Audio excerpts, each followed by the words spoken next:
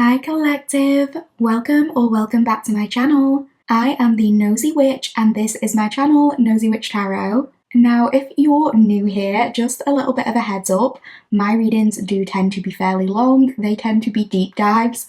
So grab a hot or cold beverage of choice, get settled, get cozy, because we have a lot to get through today. Today's reading is a really special one. And this reading is titled, What Kind of Witch Are You? Discover Your Inner Magic and Spiritual Superpowers. Now, whether you consider yourself a full-on witch, a spiritual seeker, or you're just nosy, like me, this reading is for you. We're diving deep into the kind of magic that lives inside of you, basically your spiritual blueprint, your natural gifts, your soul's weird little special powers that maybe you've never even fully explored yet. And I thought this was just the perfect time of year to do something witchy, something a little bit magical, something empowering, hopefully. But of course, you know, this reading is timeless. All of my readings are, so whenever you find it, just trust that you were meant to land here right now at this moment. I wanted this to be very much a hype you up style reading. I wanted to remind you guys of how powerful you really are, especially if you've been forgetting lately. So what will this reading include? Let's have a little chat about that. As usual, we'll be using a mix of oracle cards and tarot cards today. We're going to start by looking at your overarching energy, your natural frequency.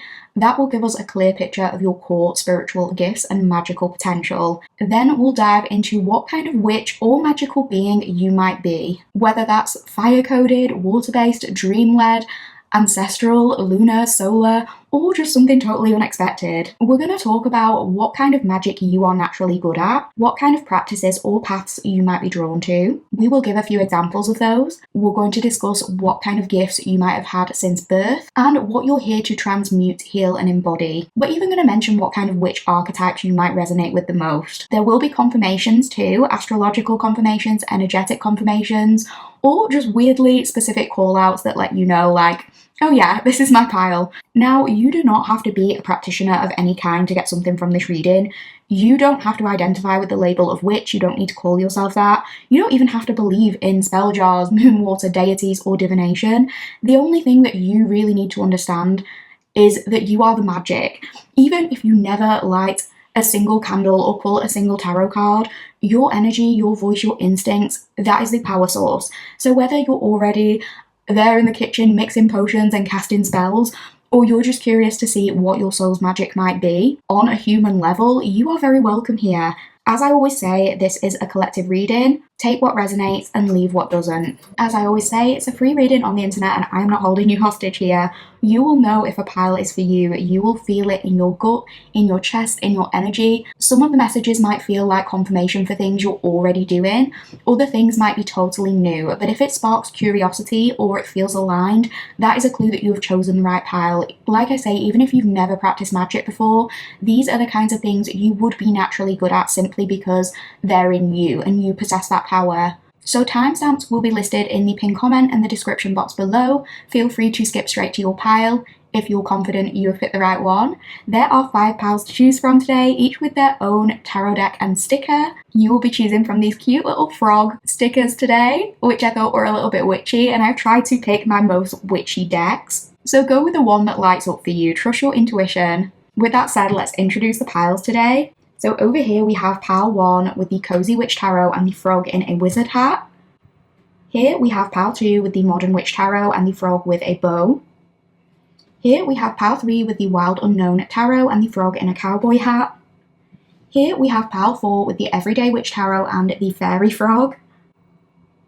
And here we have pile 5 with the Spirit Song Tarot and the mushroom frog. Once again, this is just a fun free reading on the internet and you don't have to take it too seriously. Tarot is a tool, but of course you are the source. So if it's not for you, just click away, no hard feelings. You're welcome back anytime, but if this is for you, let's get into it. I'm excited to do this one today. As always, thank you so much for being here. Thank you so much for taking time out of your day to listen, and I will see you at your chosen pile collective. Hi Pile 1 Collective, if you chose the Cozy Witch Tarot and the frog in a wizard hat, you're in the right place. Welcome to your reading, friends. This reading is titled, What Kind of Witch Are You? Discover Your Inner Magic and Spiritual Superpowers. So whether you see yourself as a witch, a spiritual seeker, or you're just curious, you're just a little bit nosy like me, this pick a card reading is here to help you explore and uncover your own unique and witchy magic. We are diving into the gifts your soul came in with and how you can tap into those natural powers in everyday life and beyond. If you would like a full breakdown of what this reading entails, please check out the introduction. I go through absolutely everything there. I will also leave some details in the pinned comment below for your reference. But without further hesitation, let's get straight into your reading today. We are using a selection of tarot cards and oracle cards today, Pile 1, so let's have a look at what came through for you. I'm just going to pop your little froggy sticker to the side for now. Okay, so starting over here, we have balance. Harmony with nature is key. Connect with the elements for balance and wisdom. And the clarifying tarot card is justice. Stick to your truth and everything will turn out just fine. From the deep dive oracle cards, we have spark passion. Let your desires fuel your actions and inspire you to pursue your goals now. Ignite change. And the clarifying tarot card is the High Priestess.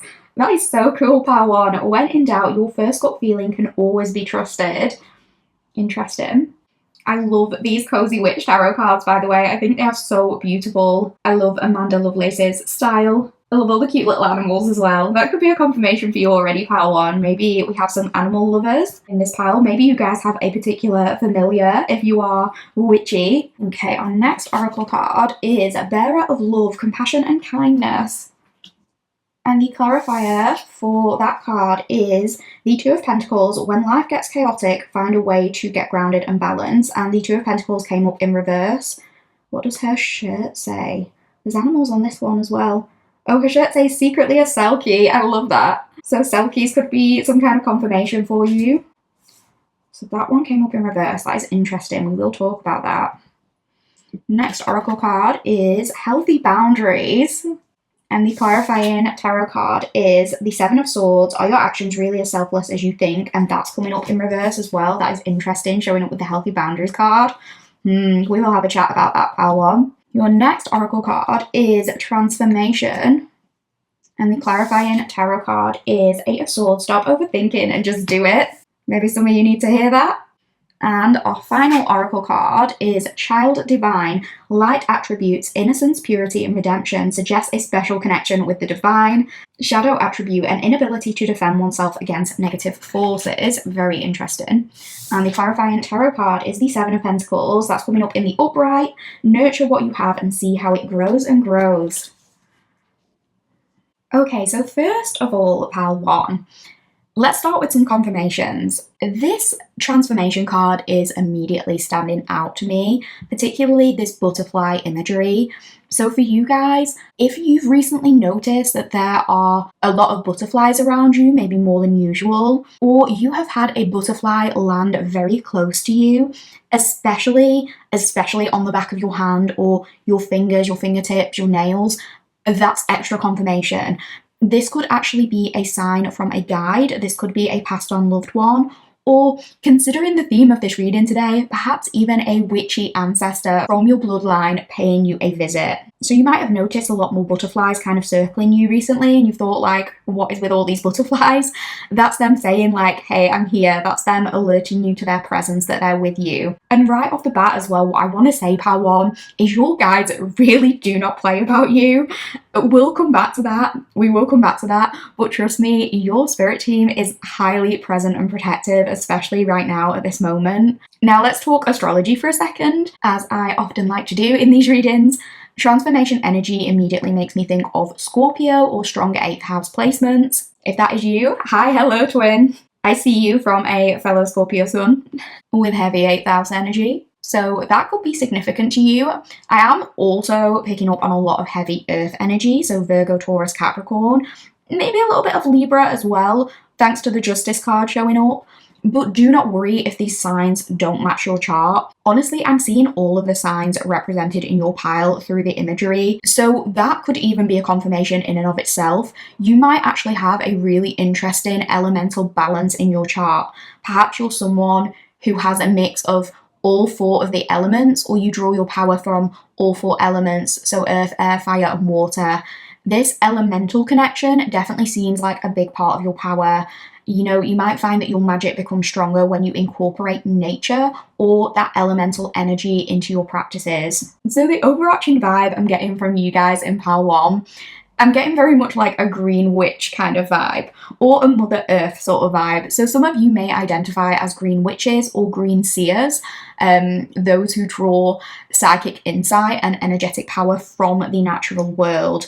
You might actually find that you feel more charged or even a little bit buzzy when you're outdoors, especially in forests or by water or just in like wild natural spaces. Your manifestations may feel more potent there. You could be someone who really works well with herbs, plants, natural materials, natural fibers. Even if you're not doing spell work, just being surrounded by nature might really recharge your energy in a way that nothing else seems to. If you do identify with the label of green seer, you might have a psychic second sight, but it's very much body-based. There's something deeply physical about how your intuition works. So to talk about that a little bit more, you being a physical empath and you having this strong connection to your intuition, you might actually identify as an empath, but it's not just emotional, it's in a sensory way as well, if that makes sense. So as one example, you likely feel what others feel in your own body, but it's even in a physical way, not just emotionally. Think of how people talk about identical twins being able to sense what the other is going through, even when they're apart. That's the level of connection I'm seeing that you have with other people. You can tune into the physical experiences of others, and that might show up in everyday life, even if you don't label it as witchy or psychic. You're probably really, really gifted when it comes to just knowing what somebody needs without being told, especially with babies or animals or beings who can't express themselves clearly. It's almost like you have this Dr. Dolittle effect. You communicate through touch, energy, and this unspoken understanding through your bonds with people. So for example, if there's a baby crying and nobody can figure out why, you might instinctively just know what to do. Same with animals, you can often just sense their needs by being near to them. Even with other adults, you feel emotions and you feel pain on a primal, instinctual level. If someone is trying to explain something that they're going through, whether it's physical pain or deep grief or emotional stress, you don't just listen. It's like you have this ability of embodying their experiences. And this makes you incredibly validating and comforting to others, whether you're in a personal or professional setting. You give this vibe of like, you just get it. The gift you have, it's not just empathy, it's sacred knowing. You carry a deep awareness that everything is connected, everything is alive, and everything in nature has a consciousness. And that deep respect for nature and life, that shows up in your energy field. It's healing, it's nurturing, and it's very, very magical. Your spiritual power lies in this blend of sensitivity, nature connection, and soul level empathy. Whether you are already practicing magic or you're just beginning to explore it, your body and intuition are your most powerful tools in this life. I won't be surprised, Pal One, if because you're so sensitive to your environment, it's like you might sometimes experience emotions or physical sensations that really seem to come out of nowhere and you have no idea why. So for example, you might get a sudden headache, or you might feel this unexpected wave of emotion, like you're about to cry, or you just start giggling for no reason, like you're suddenly in a laughing fit, and it leaves you wondering, oh, where did that come from? And you may notice that this happens more often than not when you've been around other people, especially in crowded or social settings. And of course, sometimes a headache is just a headache and we get a random headache. Like, that's a normal part of the human experience. Maybe you just haven't had enough water. These things are explainable. They don't always have to be like psychic or magic or witchy. But if you do notice that these sensations mainly crop up after you've been around others and not so much when you're alone at home or you're out in nature, that's a really strong sign that you're picking up on other people's energy in this very, very real and very palpable, physical, tangible way. So I would say it's very, very important for you guys who chose Pile 1 to be mindful of your energy. This isn't just helpful for you guys, it's actually essential. And I'm not like fear-mongering here or saying you need to avoid people or, only surround yourself with certain kinds of energy, because realistically, we all have to live our lives. We can't always choose who we encounter day to day. Sometimes, unfortunately, if you're an introvert like me, like we do have to go out and interact with the public, be it at work or in another setting. And sometimes we can't avoid energies that may feel heavier, but what is important for you guys specifically is making sure you have regular time to recharge, and ideally in nature or in a space where you tend to feel grounded and safe, because that's where your power actually builds. It's when you can come back to your center. It's when you can reconnect with your own energy and basically like shake off what doesn't belong to you. And not all outside energy is negative. You know, some people in your life might energize you in a really, really positive way. If you have friends who leave you feeling really uplifted, that's a sign you are charging each other in a healthy, reciprocal way on that physical level. But if your job, for example, or your environment exposes you to a lot of like random or draining energies or toxic energies, it's even more important for you guys to prioritize self-care practices that really sort of bring you back to yourself. So let's talk about energy protection and physical rituals. So one of your spiritual gifts, Power One, it's actually protection. You have a natural ability to preserve your own energy when you put your mind to it. It is a part of your power that really wants to be cultivated. For you, you know, grounding and protecting yourself might need to be something physical. It's something tangible that helps you embody that sense of safety. So this could be something as simple as wearing a necklace or a charm, a piece of jewelry that wards off negative energy. It could be doing a nightly self-care ritual that affirms like, you know, I am safe, I'm clear, I'm in my power, nobody can touch me. It might even be something like using a fidget tool at work. You know, having a grounding mat could really be helpful as well, or just holding onto a crystal, like having a crystal in your pocket when you're feeling overwhelmed at work or in crowds. You know, having these physical anchors can really help you stay present and remind your energy where your home is and that you are at home in your own body. Some of you definitely give me the vibe of being plant parents, with this plant shop imagery on the card showing up as well. Like maybe you consider yourself a bit of a tree hugger, even if you don't use that label. There's definitely something here about drawing power from the earth. And I keep getting this message about the center of something. So just to talk about nature a little more for a minute, there's this deep, sacred connection between you and the natural world. Some of you can literally communicate with trees or plants, not through words, but through a knowing that runs through your body.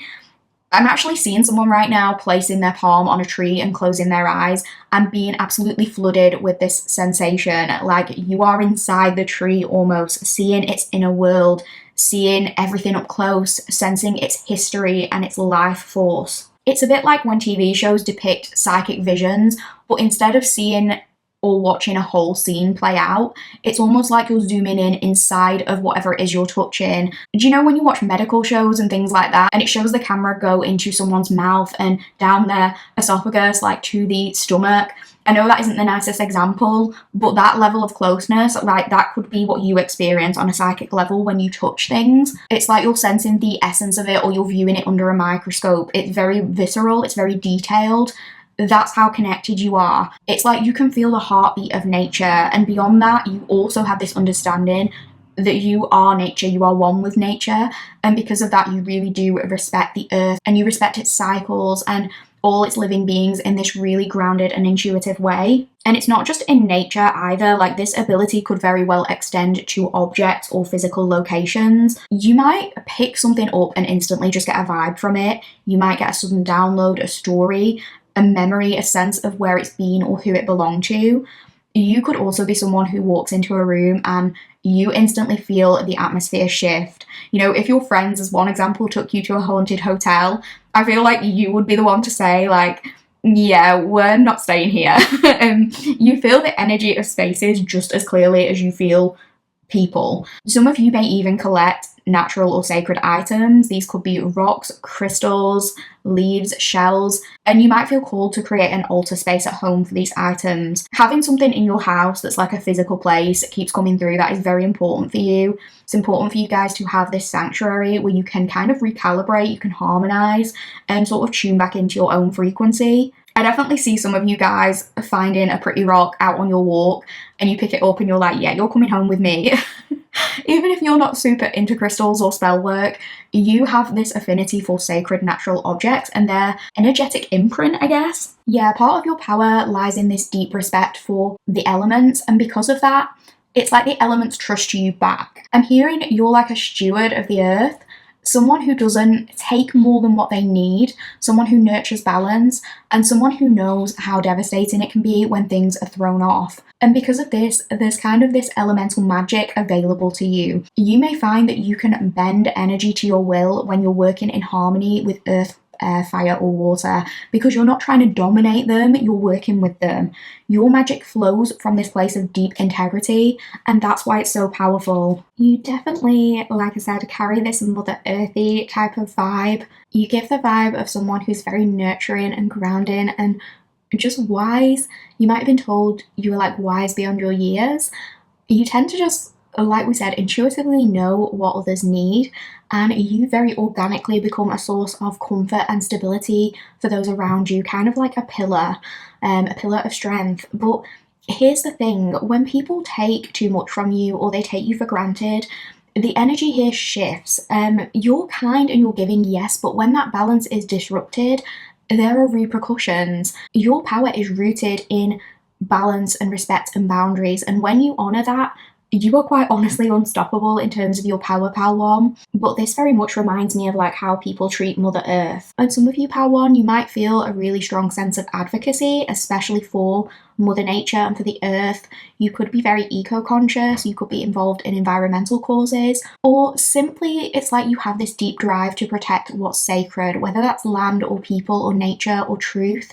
This isn't just a passion, this is actually one of your spiritual gifts. It's like you were put here to restore balance in some way, you were put here to speak up, you were put here to stand up for what's right, and you were put here to help make the world a better place. Like, that is part of your magic, and it's this gift that your soul carries naturally. I'm definitely picking up on very much light worker energy here. It's like you're here to bring harmony, to heal people and heal the planet, using your physical body as a vessel for change, action, and impact. Yeah, there's this strong reverence in your energy, this respect for the land and for the stories held within that land. If you believe in anything like past lives, this deep moral compass that you possess, this knowing to take what's not yours, or this intuitive aversion to greed and to exploitation, that could be tied to some kind of ancestral memory, maybe a soul history involving stolen land, colonization, displacement. I'm not necessarily saying that that is to do with your lineage, but spiritually, you have this like inner moral compass that says, I don't mess with what's mine and I protect what's sacred. You really value that. So I'm going to talk more about your physical body and how you can use embodiment as a magical tool. So like we said, you are very gifted in how you actually use your physical self to create change. Now, of course, we all use our bodies for everything, but for you, Pal 1, it's like you seem to hold a unique power in your ability to move from intention into action, whereas others stay stuck in their own heads at times. It's like you're propelled forward when it comes to the things you truly care about. And this is part of your spiritual superpower, this gift of embodied magic. And because of that, your body, your vessel, needs care and attention. You are most powerful when you're looking after your energy, tending to your health and staying grounded.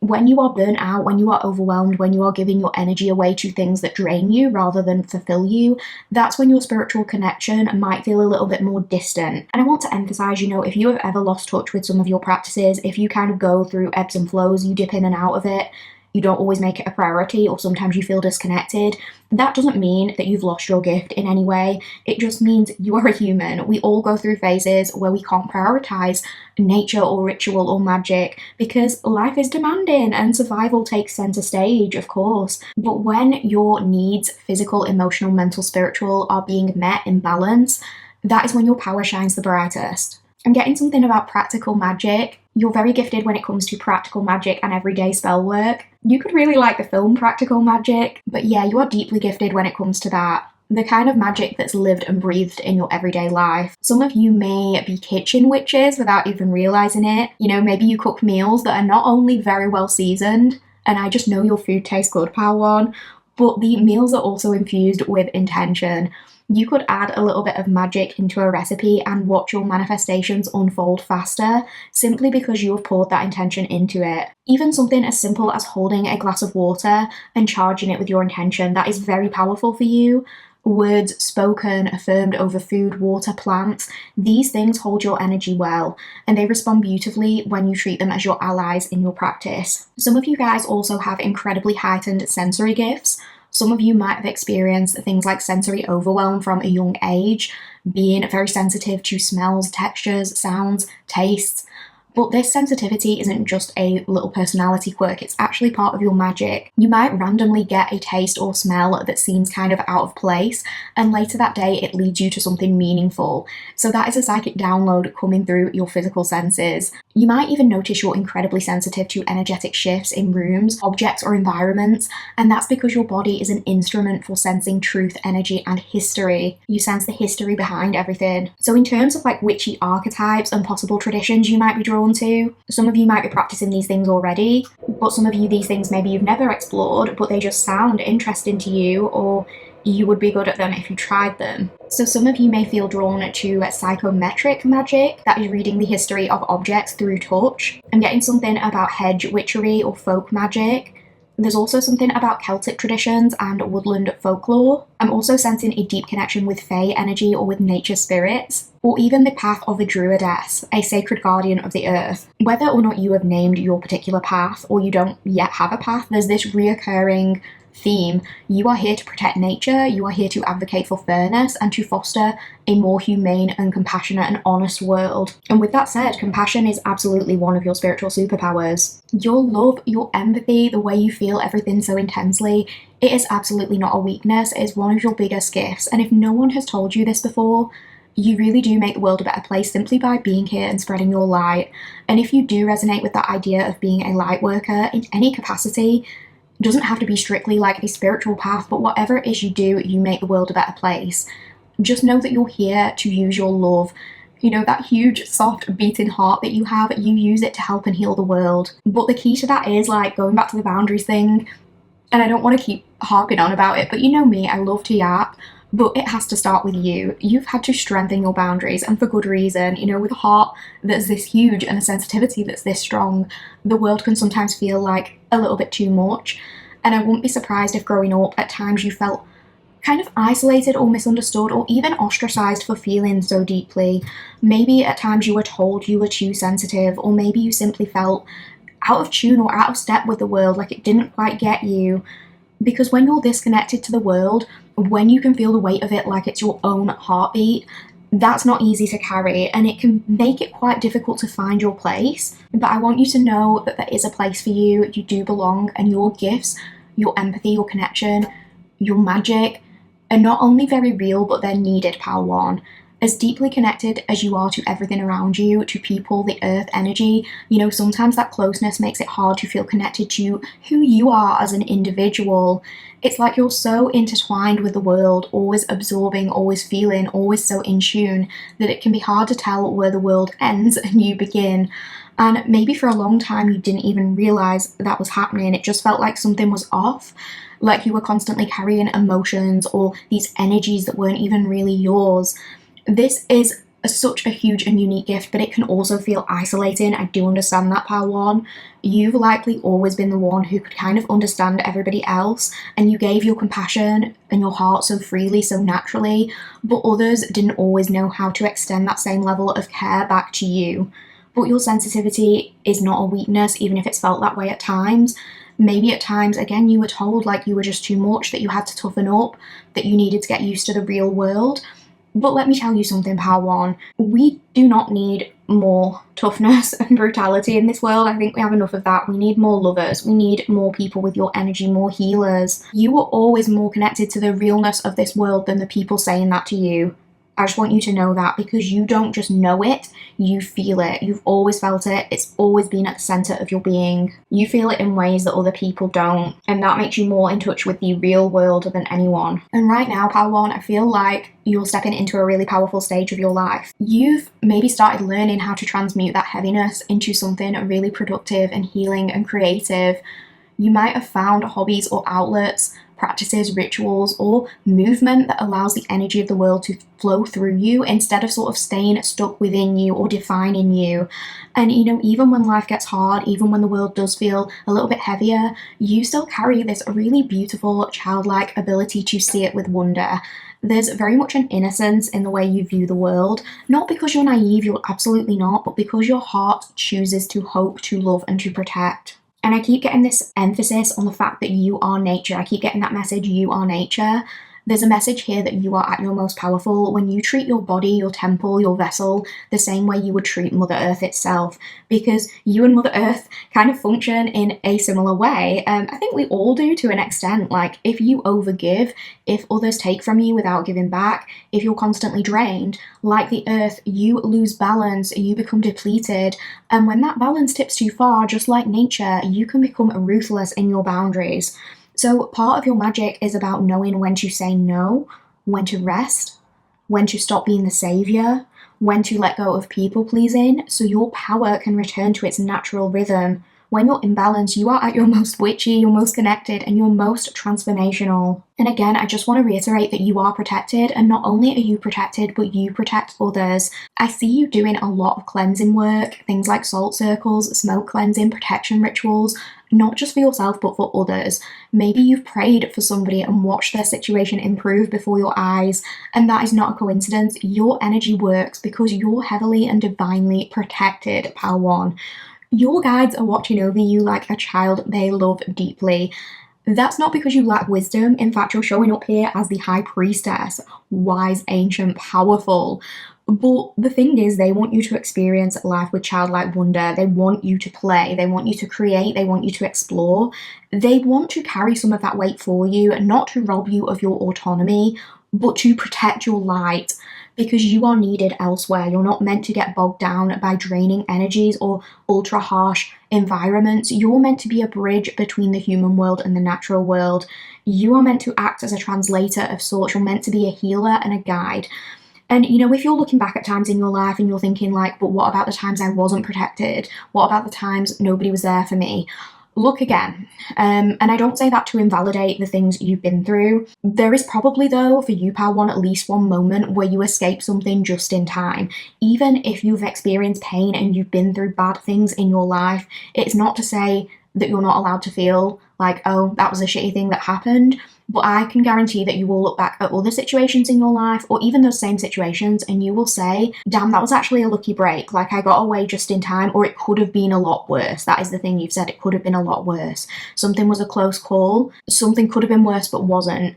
And that wasn't just luck, that's your guides making sure that you're safe. And even when you're in an unlucky situation, you do have some degree of protection and luck on your side. So it's not saying that you're super lucky and bad things never happen, but when they do, it's like somebody was listening to you all along or something like that. And they're saying you're too important to be thrown off your path, and that's why that happens. I'm hearing that you are a conduit for transformation. You are here to transform, but it's not just your own life, it's also the lives of other people. And it doesn't have to be spell work or rituals. Even something like coaching, mentoring, or sharing your physical routines can become infused with magic when it comes to you.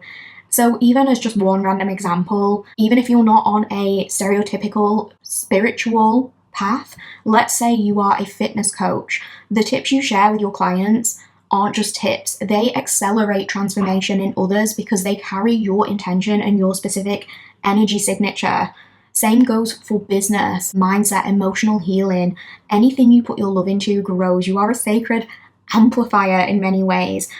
Your hands, your body, your voice, they hold this sacred chakra magic. I wanted to touch on Selkie energy just briefly because we mentioned that at the beginning. So Selkies are mythological beings from Irish and Scottish folklore. So Irish or Scottish heritage could be relevant for you or for your family. Selkies transform from seals to humans by shedding their skin. And in many of these stories, humans steal the Selkie skin to keep them from returning home. And I feel like there's a message in that for you, Power. You may have spent a part of your life feeling like your skin has been stolen, feeling disconnected from your power, your home, your identity. But now I see you reclaiming your skin. It's like you're returning to the sea. You're coming back to your truth. There's something about fluidity, transformation, and the primal wisdom of shapeshifting that lives inside you as part of your magic. So deities that you might feel particularly connected to, just to mention these briefly, in case any of these are extra confirmations or things you want to look into. Mother Gaia, Isis, Flora, Artemis, Demeter, because there's just something very primal and pure about your magic. It does flow straight from source energy. And I think anything that uses your senses or your hands, you will excel at. So things like tarot, even runes, pendulums, Reiki, palmistry, tea leaf readings, water or fire gazing, maybe flower or stone casting. These are all extensions of your natural gifts. And the best way that you can personally tap into your power is through self-honesty and balance and devotion. You are at your most magical when you are honest with yourself, when you're holding yourself accountable, when you are investing in your habits, your healing, and your rituals, and you are nurturing what matters with your intention and with as much patience as you can muster. Because anything you put your love into, it absolutely blooms. But if your life has ever felt out of balance through overgiving or through denying your gifts or doubting your magic, there's a huge shift when you finally look yourself in the eye and you understand, yes, I am powerful, yes, I am connected, and yes, this is very real. And when you put that knowing at the center of everything you do, that is when your magic becomes unstoppable. So I want this to be your reminder, Power One, because I feel like you guys really need to hear it. But you are deeply protected, you are divinely connected, and you are meant to thrive in balance, in joy, in love, and in magic. Your light, your compassion, your power, they are not weaknesses. They are the very things the world needs more of right now. You are all the elements, you embody everything, and the garden grows where you water it. So start with yourself and the world will bloom around you, Power One. So that is what I am getting for your reading today. I really, really hope you liked this reading, Power One. If you did like it, please like the video. Please comment if you get a chance. Let me know what resonated, or just put a random emoji, or just let me know which pal you picked or which pal you're claiming. If you don't feel comfortable, let me know what resonated. I would really appreciate that. It would help me out so much. I don't really know what the hype button does just yet, but I think it's a good thing. So if you get a chance and you want to hype my video, go ahead and do that. I want to see what happens. Only if you think I deserve it. Please sub if you haven't done so already. That would help me and this channel so much. With all of that said, I just want to thank you so much for being here. Thank you for taking time out of your day to listen to this reading. Take care, and I'll see you in the next one, Power.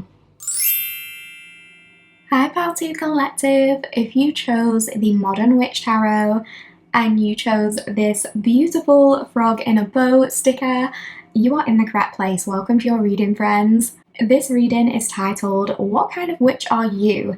Discover Your Inner Magic and Spiritual Superpowers. Whether you see yourself as a witch, a spiritual seeker, or you're just nosy like me, this pick a card reading is here to help you explore and uncover your own unique witchy magic.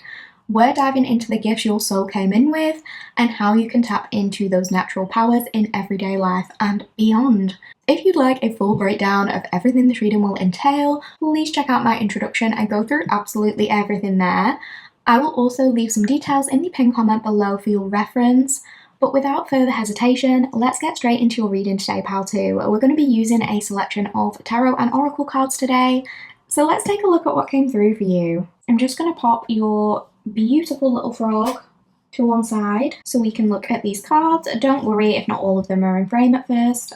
I will sort it out once I have laid the cards if they're not. So to start off with, we have Abundance. The chalice overflows with potential. Drink from it and prosper. And the clarifier for that is the Devil reversed. Interesting. From the Deep Dive Oracle, we've got Guiding Light. Allow the light to uncover hidden truths and provide direction in your life. Dispel confusion. And the clarifier for that is the Seven of Swords. We have got Fate. Flow with what is. The clarifier for that is the Three of Swords. We have got On Fire. You're on fire, Pal 2. And the clarifier is the Seven of Wands. This Seven of Wands, the girl on the card always reminds me of Kim Possible, so maybe that is a confirmation for some of you guys. We have got Aura. You've got all the aura points, Pal 2. The clarifier for Aura is the Ace of Pentacles. Beautiful. And your archetype card is Dilettante. I don't know if I'm pronouncing that right. I'm sorry if I'm not. Light attributes. Delights in the arts without having to be a professional. Alerts you to the danger of becoming superficial in your pursuits. Shadow attribute. Pretension to much deeper knowledge than you actually possess. And the clarifier is the Star, which I have had to cover up a little bit with a little bit of washi tape because she has got boobs and YouTube bans boobs. So sorry about that, but hopefully you can still see the imagery. So first impressions of your energy, pal 2. Right away, this is big fire sign energy. You do not have to be a fire sign for this to be your pile, but Aries, Leo, Sag could be relevant for you guys. But even if you don't have prominent fire placements in your chart, your energy is very much fire coded, I would say. This is a powerful, radiant, rebellious, and unignorable kind of energy. You're the kind of person who could walk into a room silently and every head still turns. You don't have to shout to be seen. It's like your energy makes you known. It speaks before you do. So you're very magnetic, you're bold, but also deeply true to yourself. So let's break it all down, what that could mean. I don't know why I keep looking at this abundance card and I keep wanting to say something about like your cuppeth runneth over. It's very abundant. Very like opportunities are drawn to you, pal 2. But yeah, let's have a chat about these two cards showing up together, abundance and the devil reversed. This is really quite powerful in and of itself. I knew that immediately as I was pulling the cards. Basically, you are someone who thrives through self-liberation. And it really feels like you've done a lot of deep work to get to that place. You have faced your shadow, you've let go of certain toxic ties, patterns, even people, if that applies. You are no longer in the grip of others' expectations or your own patterns of self-sabotage. And that is where your magic and your abundance begins. You do not chase what's out of alignment, pal 2. You don't force yourself to stay in spaces that drain the life out of you. This is powerful energy for particularly return to sender or rebuke magic. You are especially gifted at reflecting back anything negative that's been thrown at you, any jealousy, any evil eye, any of that energetic gunk that doesn't belong. It doesn't stick, it gets sent straight back. And what's wild is when that happens, it's like your life seems to get better whilst theirs seems to unravel. It's like you glow up after being attacked energetically, you rise higher every time somebody tries to pull you down. You are definitely an alchemist, that's part of your magic, you're a transmuter. You take the energy that was meant to break you and you turn it into fuel, you turn it into gold. And yeah, with the 7 of Wands showing up with on fire, I want to talk about that because that really got me excited. I'm feeling this kind of buzzy energy that's actually quite fun. But yeah, literal confirmation, you are very spiritually gifted in the art of energetic defense. You don't shrink, you don't fold. When someone crosses a line, you draw it in fire. You have natural gifts around protection, around shielding, around warding, and even spiritual warfare. This is like warrior witch energy. This is very Aries coded. You're not afraid of confrontation because you know that peace isn't the absence of conflict, it is the presence of protection. So you could be, like we said, incredibly potent when it comes to like return to sender spells, banishing rituals, fire magic, anything involving fire and flames, energetic cord cutting, things like protecting your home or your aura through ritual. And this isn't aggression, this is sacred boundary work. With the 7 of Swords and guiding light, this is a deeply, deeply psychic pile. The 7 of Swords in your guiding light position speaks to discernment as a spiritual gift. So you always know, even if there's no proof, your gut speaks and it's usually right. You might literally sense infidelity, dishonesty, fake vibes, or off kind of energy in a way that other people miss.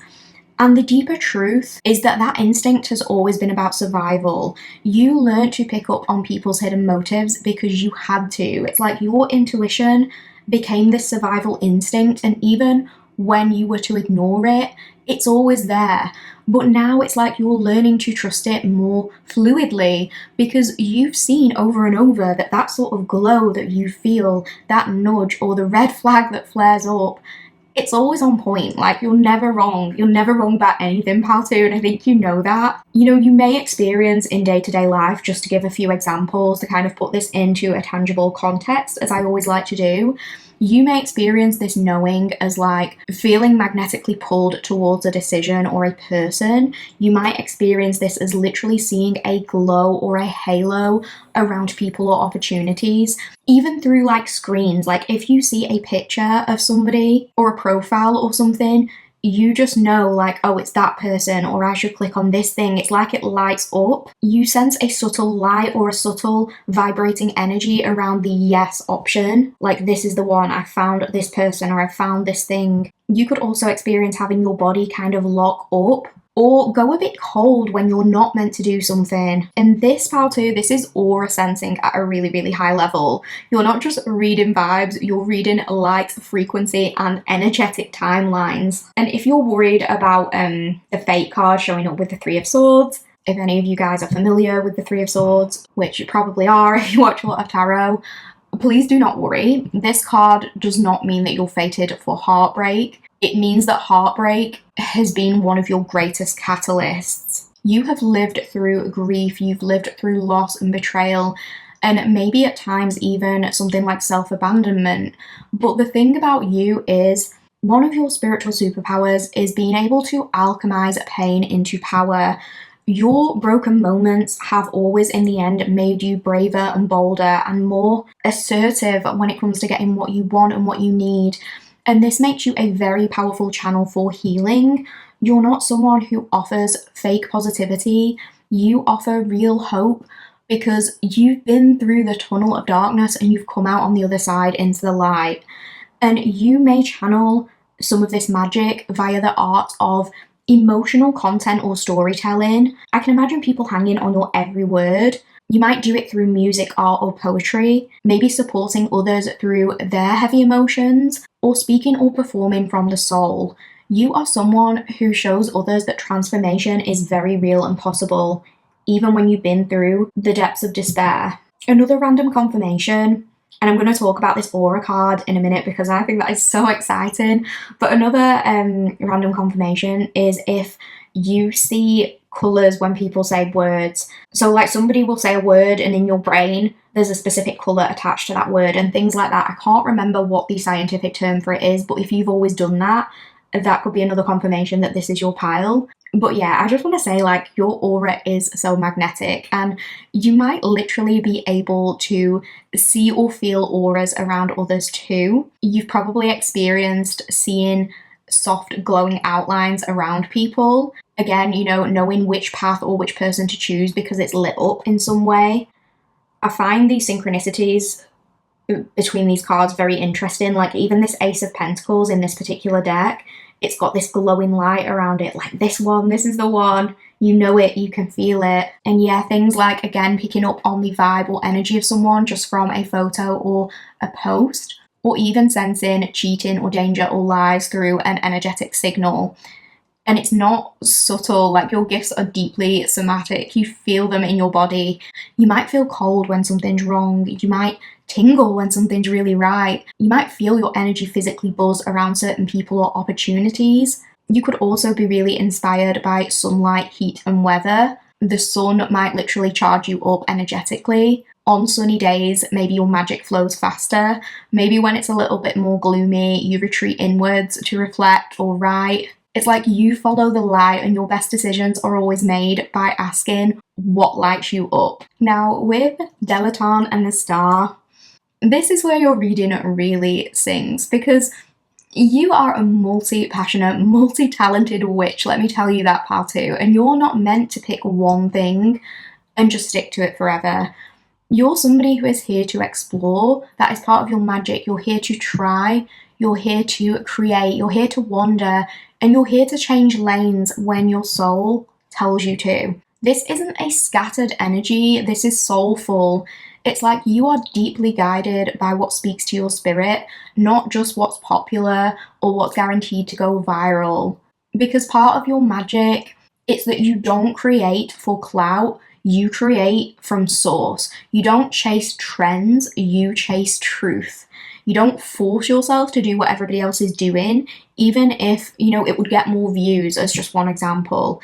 And because of that, you never get bored and you never get boring. You always put your heart and soul into your work. And your audience, they might be more like niche, but you could definitely cultivate a very loyal and obsessed and devoted audience because you'll have people say, like, I've never seen anyone doing it quite like you, but it resonates so deeply. And that's because you are honest. Your gifts aren't just here to like make money, although they absolutely can if that is something you want.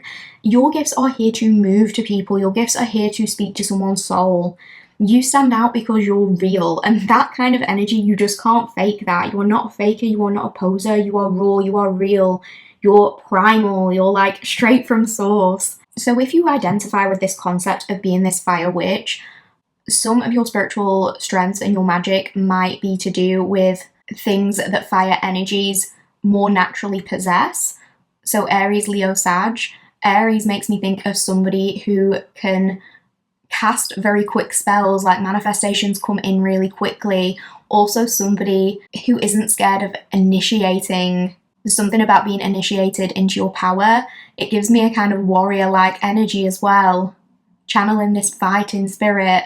Or, you know, maybe Leo, maybe somebody who is great at the art of glamour magic, somebody who would really thrive and excel in a leadership role, somebody who is amazing at the art of solar rituals. Or Sagittarius energy makes me think of manifestations related to travel and higher learning, picking up on things quickly. Again, there's like a quickness, there's a spark, and something about truth telling as well. Also, Sagittarius, because it's associated with Jupiter, makes me think of something expansive, like, again, your cup of overflow. Like, when the good things start coming in, when you get a spark of something, when you get that inspiration and you go for it, a lot happens at once, like, things come in quickly, and they come in this way where it feels like the abundance is raining down on you, Cowboy. So your particular magic might flow strongest through candle magic, again, solar rituals, rituals involving the sun, fire festivals, movement, especially dancing, performance art, return to sender energy work, creative passion, content that comes straight from your soul, as well as shadow work and deep emotional healing. Some practices that you might be interested in are any kind of work with candles, maybe having like different colour candles that represent different things, doing quick intention spells through flames, burn offerings, doing petitions, using bay leaves, using herbs, pyromancy, divination through flames or smoke, solar magic, again, charging with sun energy, you know, doing summer solstice rituals, creative manifestations, things like scripting, dancing to playlists, moving with intention, music as divination, receiving messages through lyrics. You could manifest through movement, playlists, lyrics, heat, anything that gets your body and soul activated. Some deities you might feel a connection with include Kali, Bastet, Ra, Sekhmet, because all of these beings or deities, if you connect with those, it's like they reflect your own inner flame, your sacred fire, your ability to destroy what's fake and create what's true and authentic. So I want to talk a little bit about your glow up alchemy and how you turn pain into power. One of your most extraordinary spiritual superpowers, Cowboy, is your ability to transmute energy. You don't just heal, you quite literally alchemize your experiences. Anything you go through when it comes to pain or betrayal or any kind of jealousy sent your way, it essentially becomes fuel for your glow up. You have this ability to really shift your energy using your physical movement.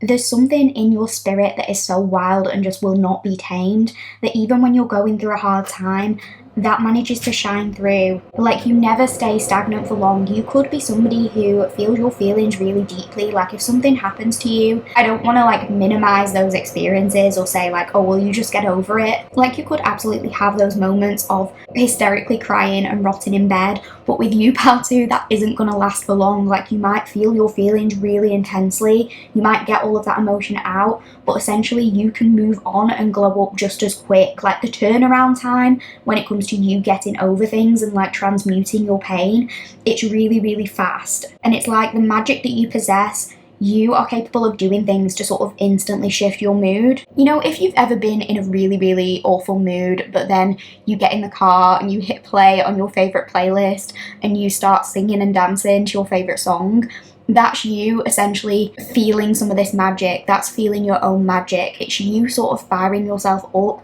shifting your energy, using, in that example, movement and sound, but it can be absolutely anything. Dance, sports, but you don't just ride the wave, you change it. You create your own weather, essentially, is what this is saying. And that's the key here. Movement and action can really change your mood. You have that power within you. Fire witches don't stagnate. You know, when you're able to get yourself moving, dancing, walking, chanting, drumming, singing, you can really shift your whole frequency within minutes. You know, that is a spell, that is magic within itself. That's you working with this fire element to your benefit. It's like you burn through the pain and all that's left is ash, but that gives you the opportunity to rebuild, and you do it quickly. I'm also called to say, Paltu, that you are a problem for people.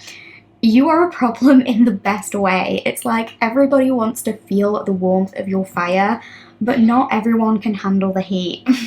So some people fall in love with your light, but certain people don't always respect the source. And part of your spiritual superpower is actually that you make people regret fumbling you. When people end up locked out in the cold because they've burnt through things too quickly, too fast, they end up thinking about how good it felt to be by your fire. Your energy is really unforgettable. Your warmth lingers in people's memories. You're absolutely the one they talk about years later. You're not somebody who is forgotten easily. The aftermath of you lingers, basically. And just elaborating on that kind of light source dynamic, essentially because your energy is so radiant, again, people are naturally drawn to it. Some people want to bask in it, and others, it's kind of like they want to attempt. They don't get away with it, so don't worry, Paltu, but they want to attempt to take it for themselves. So, you know, some examples of that could look like people depending on you, people leaning on you too heavily for support.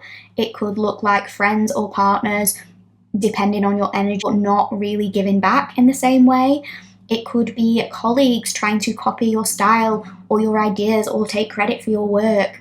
People generally trying to imitate your style or words or your personal brand of magic. Your energy, the example I'm getting, it's like a power station and it shines so bright, it's impossible not to notice.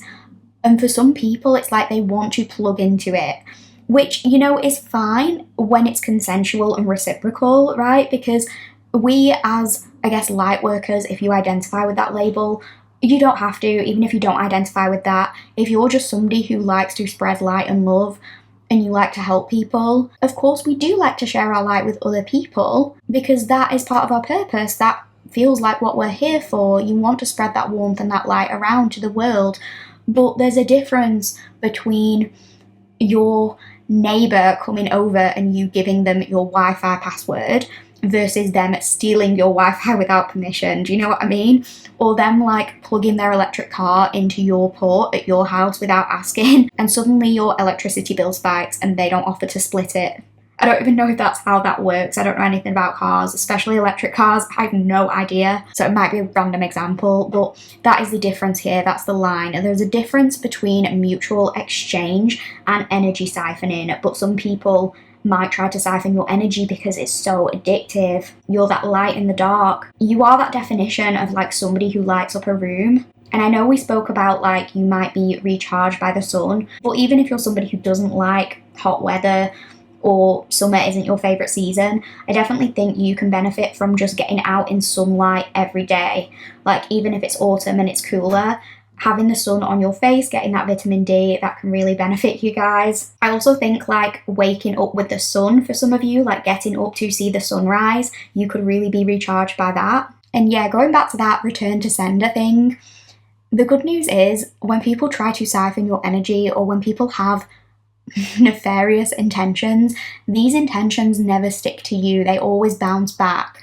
That's what makes your devil reversed energy so powerful in a really dangerous way, but in a way that's good for you, Paltu. It's because you're naturally gifted at rebuking and reflecting whatever is sent your way. You don't live in that same energy as some of the people who are jealous and who do those kinds of things and who try to intimidate you, because you know that you are secure in self, you are confident, you are enough all on your own. And that positivity and that optimism, that enables you to not even let any of the negativity in. It just bounces straight off you. You don't internalize it. It's kind of a shield. Like when somebody tries to siphon or copy or drain you, the energy, it boomerangs back to them. I'm seeing a boomerang. It's like spirit has set up this mirrored shield around you. And what's more, it's not just that though. It's like every time that happens, you know, we said earlier about like your cup runs over, like you get more abundant. every time this happens, you seem to glow up, like you seem to benefit from it in some way. You know, think about breakups you've had in the past, falling outs with friends, or your tower moments. It's like over time you transmute your pain and you reclaim your life force and you get better and brighter and more radiant. This might not happen at first. Like if you go through a hard time, it could feel like it's the opposite way around at first, but in time it's like people look at you and they're like, wow, they're thriving. Meanwhile, those who tried to dim you, their light seems to flicker. The scales balance, but in this way where it benefits you, and you know, anything that they tried to steal from you, it returns to its rightful owner, and it's often multiplied. So you, pal too, your magic is so special because you're the kind of witch who doesn't just cast spells.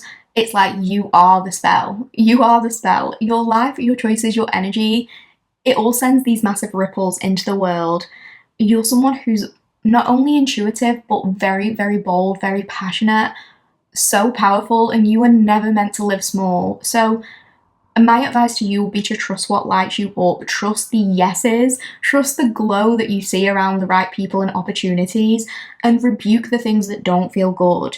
And don't be afraid to be fully and unapologetically soul on fire version of you, because the world needs your magic, not watered down, not filtered, not diluted, but real and raw and strong. So that is what I'm getting for you, pal too. I really, really hope you enjoyed this reading today. If you did like the reading, please do me a massive favour, please like the video, please comment and let me know what resonated, or just let me know which pile you picked. If you don't feel comfortable, let me know what resonated, or even just leave a random emoji to claim the pile. Leave a fire emoji or something like that if you want, or something that says fire or spark to you. Feel free to hype up the video if you liked it. I don't really know what the hype button does yet, but I think it's a good thing. So if you think this video deserves it, feel free to go ahead and do that. Please sub if you haven't done so already. All of that would mean the absolute world to me, and I would just appreciate it so, so much. With all of that said, I just want to thank you so, so much for being here. Thank you for taking time out of your day to listen to this reading. Take care, and I'll see you in the next one, pal two.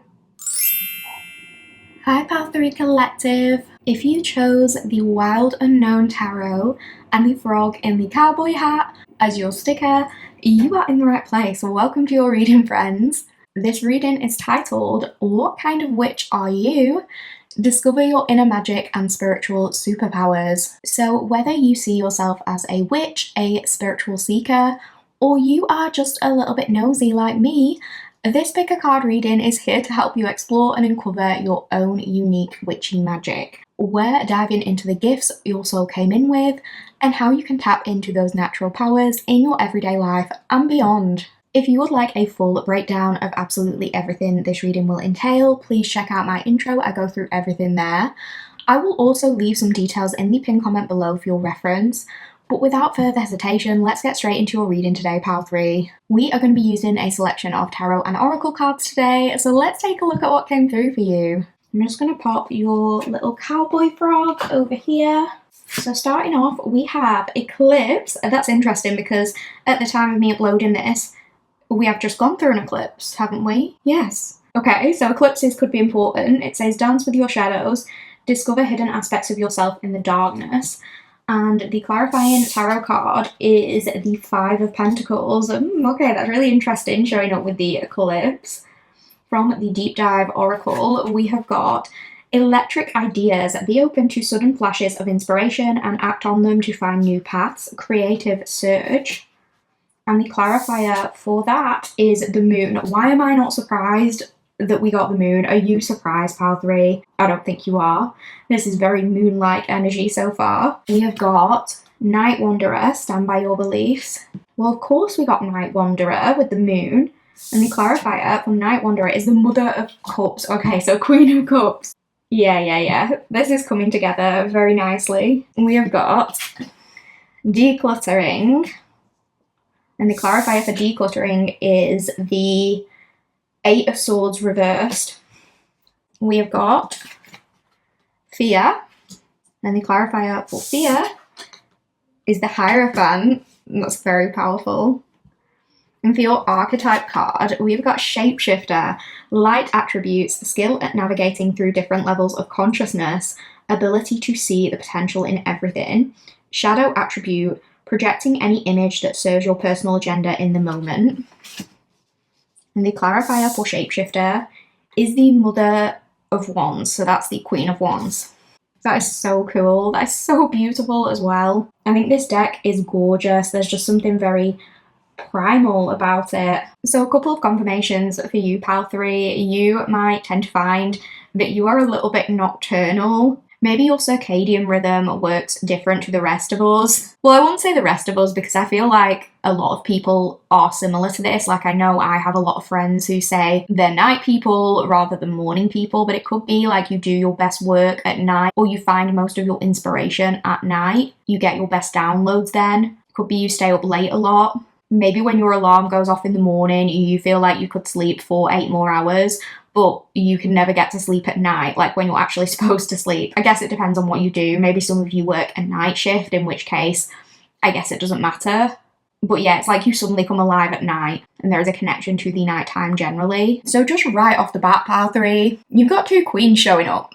You've got the Mother of Cups and the Mother of Wands, which tells me you're tapped into both emotional depth and insane creative power. This is a seriously potent blend of divine feminine energy. You do not have to identify as a feminine. This isn't about gender or anything like that. This is just about energies.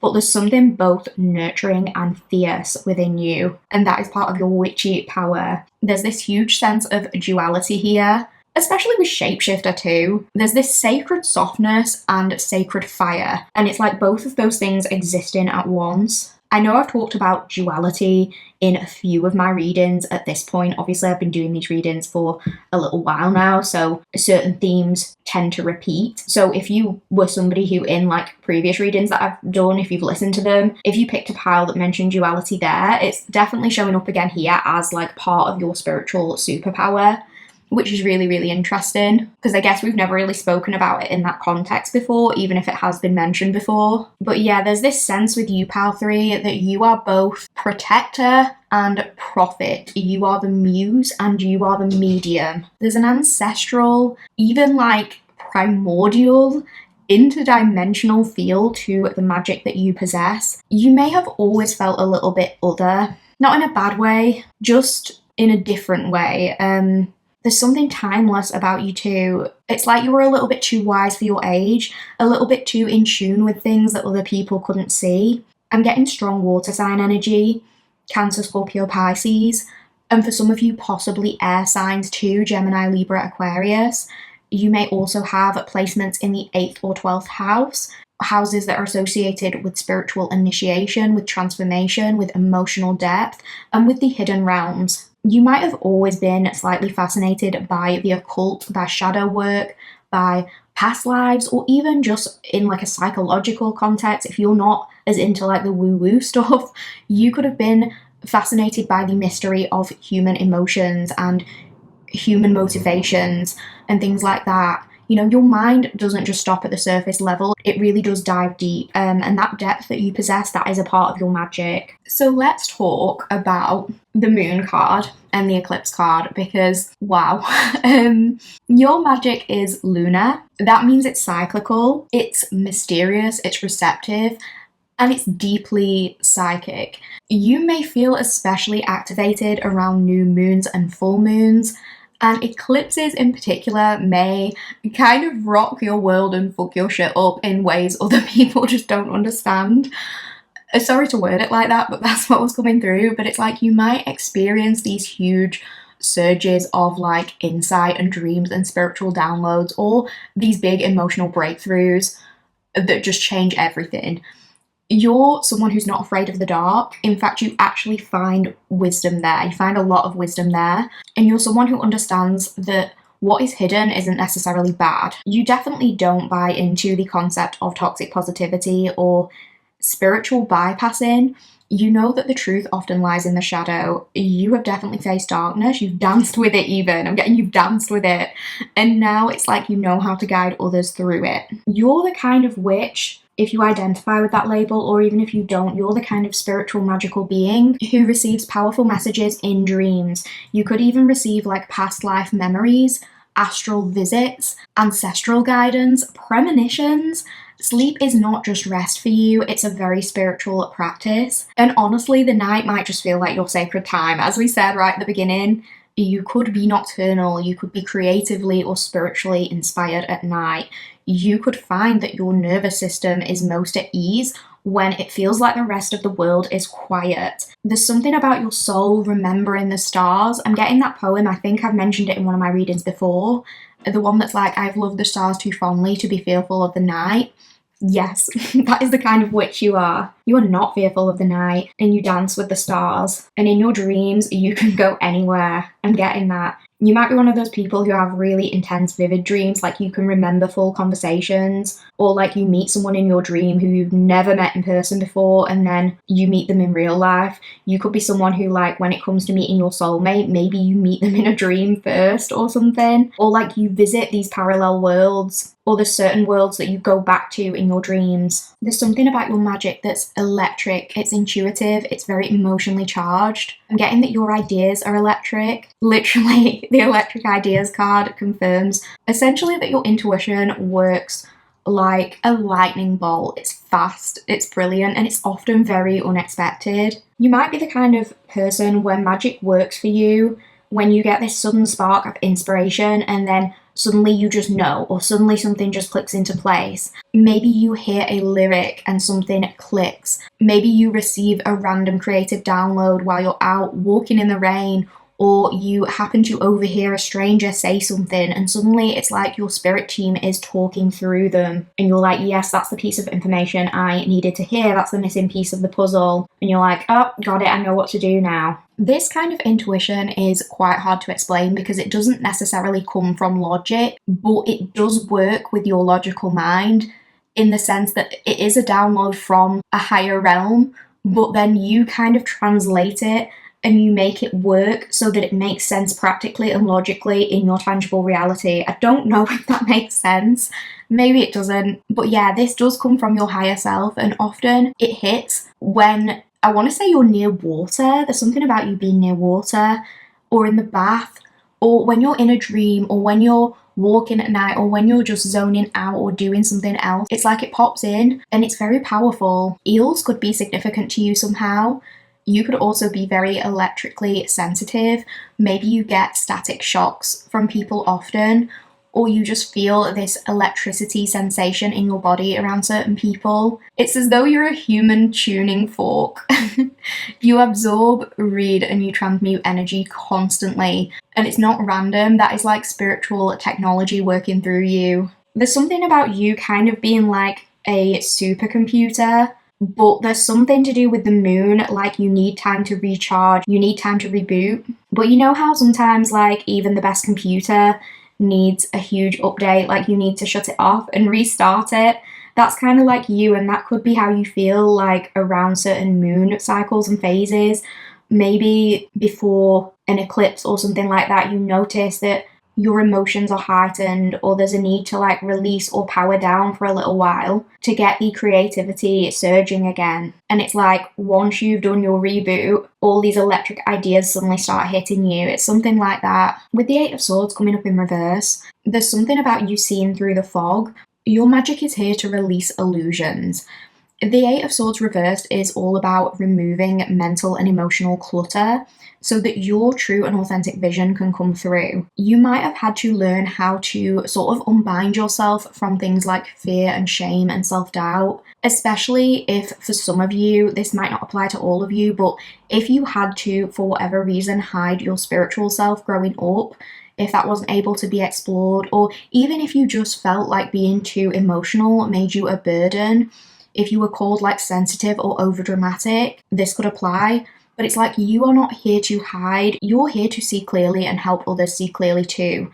So this could be through your words, through your energy, your presence, or your work. You might be particularly powerful in terms of your magic when it comes to helping others break toxic cycles, or see through spiritual manipulation or performative spirituality. You might help others reclaim their sensitivity and their intuition. You might help them speak their truth without fear. Your clarity cuts through illusions like moonlight on water. You are like moonlight on water.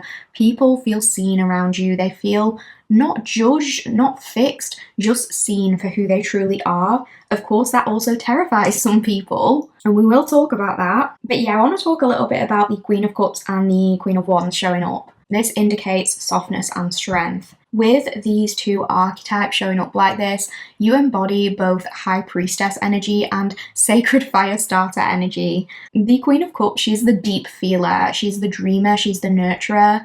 She's the one who can hold someone in their grief and make them feel less alone. And the Queen of Wands, she is the shapeshifter. She's the magnet, she's the bold visionary.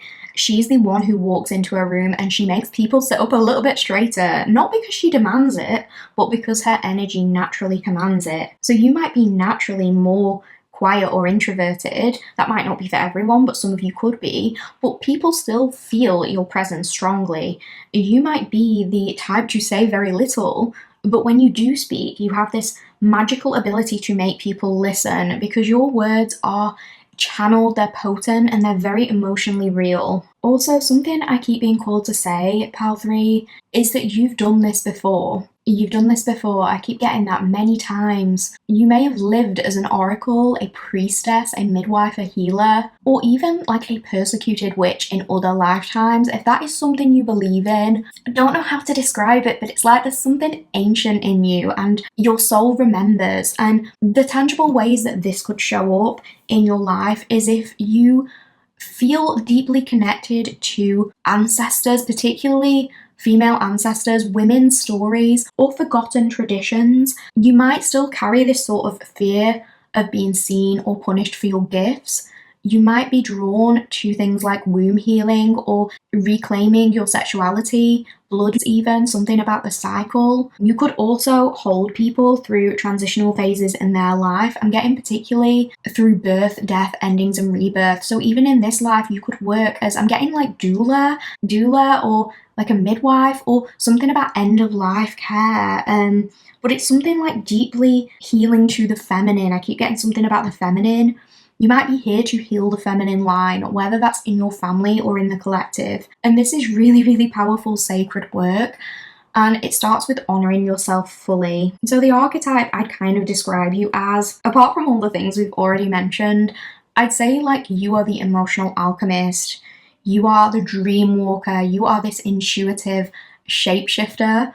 You might identify as a sea or river witch, as a dream channeler, as a soul doula, as a shadow healer, as an oracle in many ways, as a mother. I'm just getting as a mother because being a mother in whatever context that applies, whether it's mothering yourself or mothering a life that you have brought into the world, that is deeply healing to the feminine. It can be. So some of the best ways to cultivate your particular magic, Pal 3, would be by working with water, so water magic, moon water, ocean rituals, even working with tears, practicing emotional transmutation. You could engage with ritual baths, using rose, using salt, using milk, using herbs for clearing energy and invoking peace. You could practice scrying, divination using water, mirrors, or with candlelight. You could manifest through playlists and lyrics or intuitive movement. It's like music is a very spiritual tool for you. I keep getting that.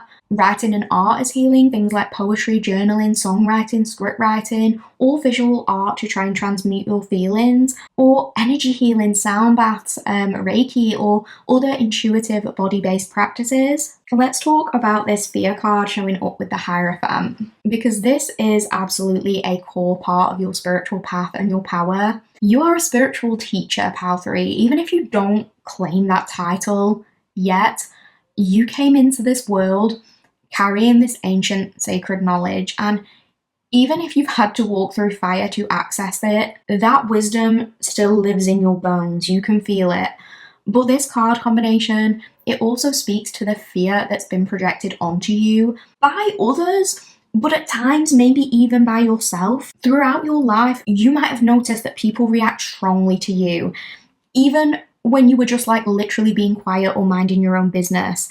People might have felt exposed or unsettled by your presence. And that's because you have this really, really deep soul level ability to see people. I know that sounds obvious, like, yeah, you can see people. No, I mean, you can really see people. You can see through masks, you can see through personas and performance, you can see through fakery. And let's be honest, pal 3, not everyone wants to be seen that deeply. Some people have a lot to lose if they're seen that deeply. But the problem is, people have always sensed your power, even when you didn't fully understand it yourself. And for some, that has triggered jealousy, that's triggered insecurity, or even deep fear. People are terrified of that. People have tried to throw you off due to that terror. You might have been shut down, you might have been excluded. This could have happened in very subtle ways or very overt ways. It's going to be different for everyone. But you could have been made to feel, too intense or too much or wrong in some way. But that wasn't because there was something incorrect about you. It was because your light illuminated parts of other people that they weren't ready to face. You have always seen through the illusion. There's also a strong message here if it comes to like your own fear. There's something about spiritual wounding, especially from, if it's not a past life, like if you don't identify with that kind of thing, and it could well be, it could be this life or a past life, but perhaps from parents or institutions or certain religious systems, ways of indoctrination that made you feel like you were the wrong one. You may have grown up, for example, in a family where spiritual gifts or things like divination or being witchy were seen as evil or dangerous. Maybe you were told your intuition was just imagination, or, that divination, witchcraft, energy work was sinful or demonic. You might carry certain religious trauma due to that, whether it's from strict schooling or cultural programming or this ancestral fear that's been passed on in your lineage. That is coming through here, and that's something you've had to work through. Obviously, everyone is going to be at different phases of that journey, but you are not afraid of shadow work. So if you are not doing this already, you are more than capable of it. I think you are starting to understand and implement your power more now. And let's be very real here. We live in a world that has spent centuries demonizing anything that connects people directly to their own power, especially women. You don't have to be a woman, but this reading is for the girlies and the gays, especially women. Historically speaking, witches were burned, drowned, tortured, not because they were evil, but because they were powerful, because they didn't obey, because they knew how to heal, because they had knowledge that couldn't be controlled. That memory, that fear, lives in the collective consciousness. And for many of you, it may also live in your ancestral DNA. You may have subconsciously shut down your own power in order to survive. You may have learnt to stay quiet. You may have learnt to keep your gifts hidden, to kind of dumb down your insight so as to not trigger people. But you could feel it though. You could feel it even as a child, that your very presence caused a reaction. You've always known that. You've always known that you carried something that people didn't quite understand, and that scared them. And it scared you too. You may have found that you are constantly undermined at school, or you're talked over in jobs, you're made to feel small in relationships, and it's never been because you were lacking anything, but it's because your energy was too big to be controlled or contained. And instead of letting it empower you, for a while, it's like you tried to shrink it. But that's not why you're here, pal 3. You are not here to play small so others can feel comfortable. You are here to remember who you are and to help others do the same. That is why we do this. That is why I am doing this. That is why you are here. This Hierophant energy, it's not about becoming the kind of teacher who stands at a pulpit and preaches. It's about becoming the kind of guide who leads by being fully, unapologetically themselves, and in doing so, they give others permission to do the same. You don't need to quote scripture or ancient text to prove your worth. Your very being is the scripture. You are living truth, remembered, embodied, and reclaimed. And when people project fear onto you now, you do not have to shrink. You just have to see it for what it is. And you have to keep walking in your light anyway. Because when you finally stop fearing your own power, there's nothing they can do to stop you. And that terrifies them. But you, all of us feminines, have spent too long in the shadows being undermined. We're no longer standing for it. The eclipse and the 5 of Pentacles points to emotional losses, ego deaths, and dark nights of the soul. But it also points to rebirth, freedom, and light.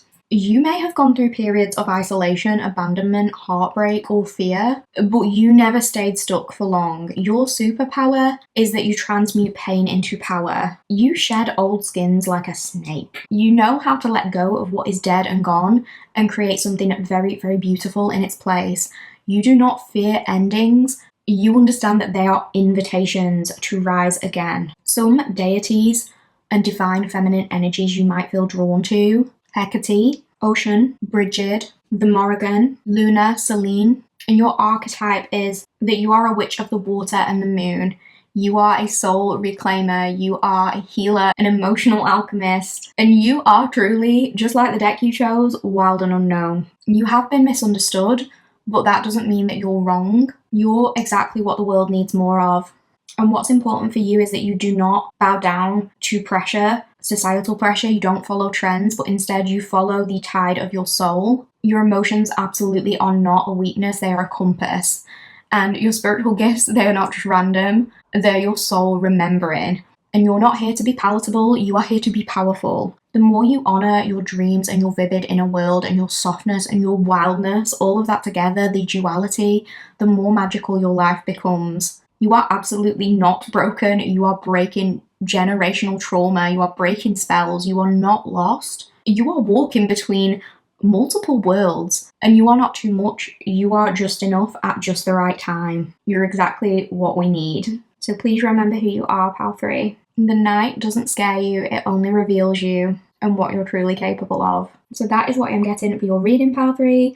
I really hope you liked this reading. If you did like the reading, please do me a massive favour. Please like the video.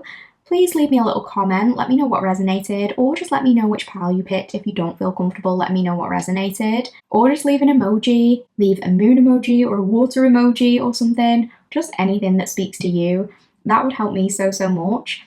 I don't really know what the hype button does yet, but if you want to hype the video, please go ahead and do that. I'm sure that helps. Only if you think I deserve it, only if you enjoyed it, no pressure. Please sub if you haven't done so already. That is the best and easiest way to support me and support this channel, and it just lets me know that you think my content is okay and you wouldn't mind seeing more of it.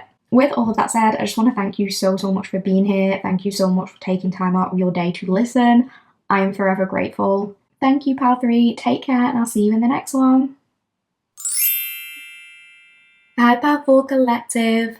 If you chose the Everyday Witch Tarot and this little fairy frog sticker, you are in the correct place. Welcome to your reading, friends. This reading is titled, What Kind of Witch Are You? Discover your inner magic and spiritual superpowers. Whether you see yourself as a witch, a spiritual seeker, or you're just a little bit nosy like me, this pick a card reading is here to help you explore and uncover your own unique witchy magic. We're diving into the gifts your soul came in with and how you can tap into those natural powers in your everyday life and beyond. If you would like a full breakdown of what this reading entails, check out the introduction. I go through absolutely everything there. I will also leave some details in the pinned comment below for your reference. But without further hesitation, let's get straight into your reading, Pal 4. We will be using a selection of tarot and oracle cards today, so let's take a look at what came through for you. I'm just going to pop your little fairy frog to one side and let's have a look at the cards. So starting off over here, we have focus. Focus your energy. Your intentions hold great power. And the clarifier for that is the Knight of Cups. Love that. Your deep dive oracle card, that is honor memories. Let remembering comfort you. Knowing reflection can bring healing and closure. Finding solace. And the clarifier is the 10 of Cups. Beautiful. We have got empowerment, welcome the shadow, and the clarifier is the 3 of Pentacles. We have got time to move on, and the clarifier is the 9 of Cups. We have got wisdom, and the clarifier for wisdom is the Ace of Wands. And for your archetype card, we have got Don Juan, light attribute, spotlights your positive, seductive qualities. Ooh, Power 4, I'm blushing. Shadow attribute, using the power of romantic attraction for private agendas. Sounds ominous.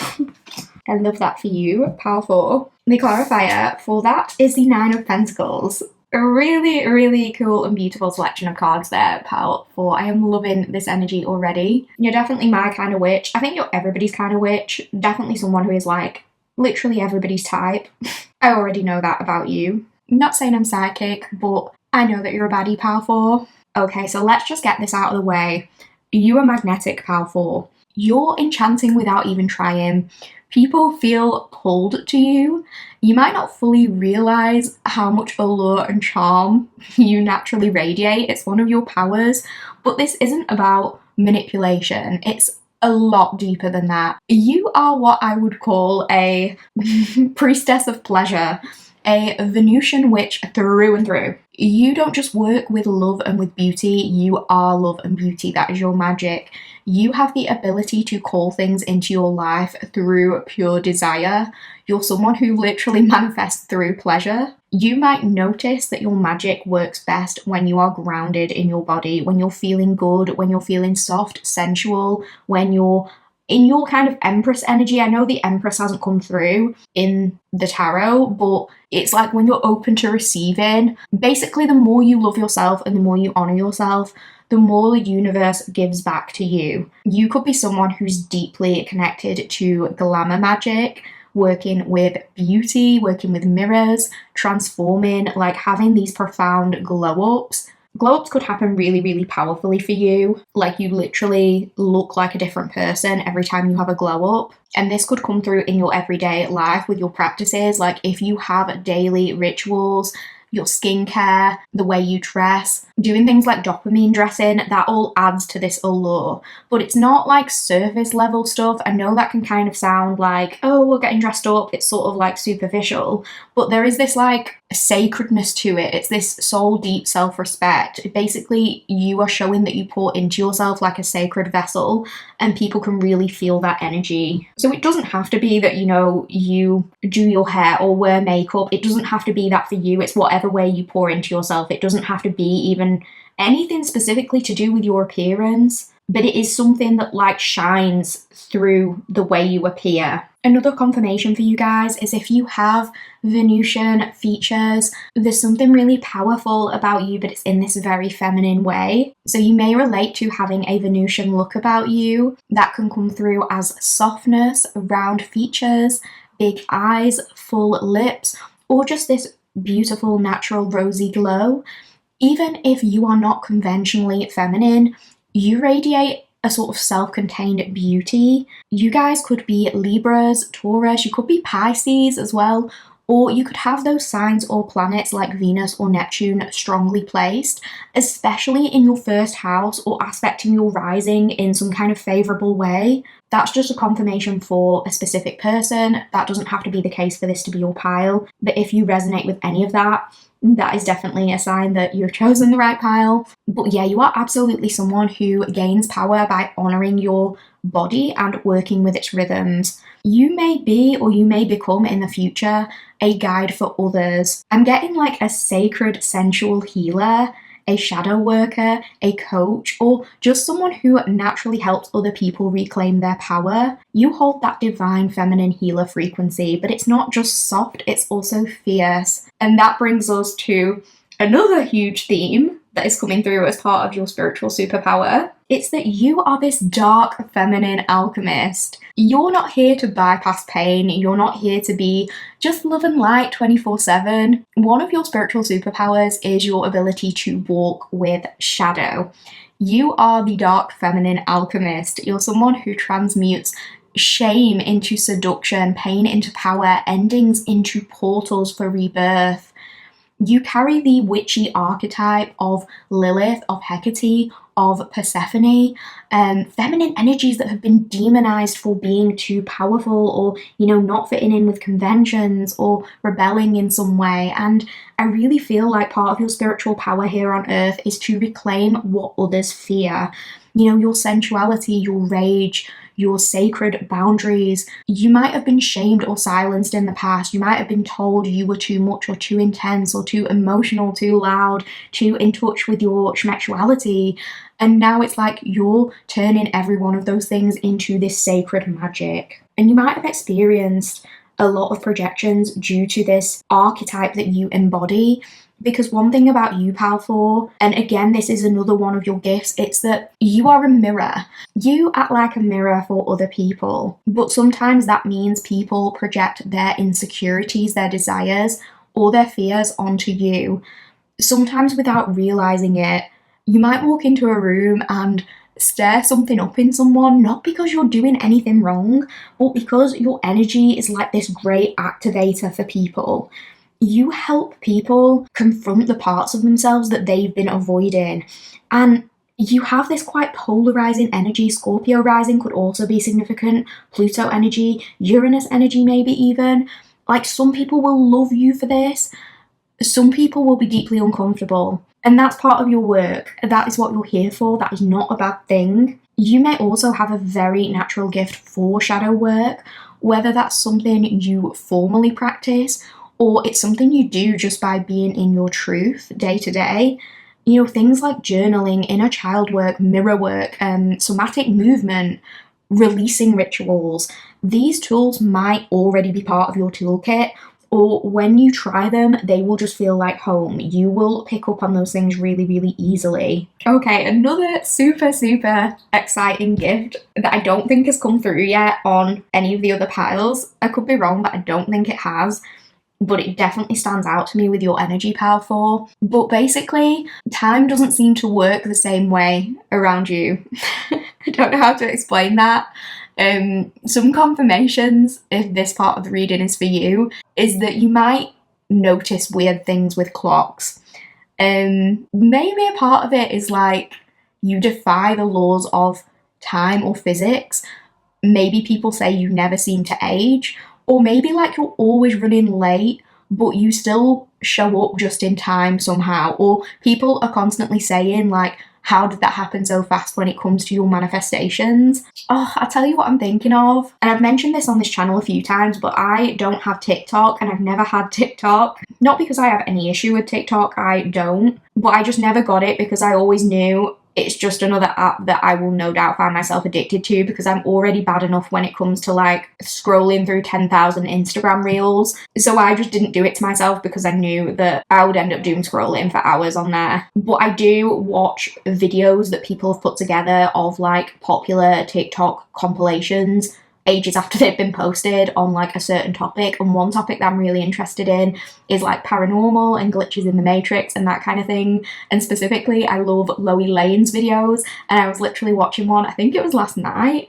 But she had put together these TikTok compilations about people's glitch in the matrix experiences, and there was a couple of stories about weird time glitches. So for example, one lady was talking about like how her journey home from work that she does every single day, like she'd done that journey for years. She knew for a fact that that journey takes 40 minutes. But on the way out of work, she phoned her friend and she had only been on the phone to her friend for like 20 minutes or something like that. The phone had obviously a record of it, the length of the call. And in that time, she had gone past her home, even though that wasn't possible, like, given the time. It was something like that. Obviously, I'm not explaining it in the best way. But yeah, that is kind of what this energy reminds me of, like weird little glitches like that in reality. So you might experience what's called time-bending magic. You know, this happens when you're so focused, so emotionally invested in a desired outcome that reality seems to shift for you.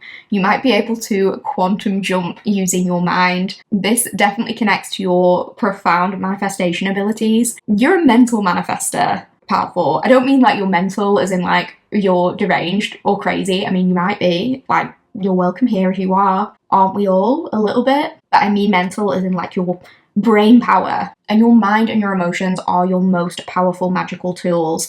Basically, the clearer your visualizations are, the faster things tend to appear.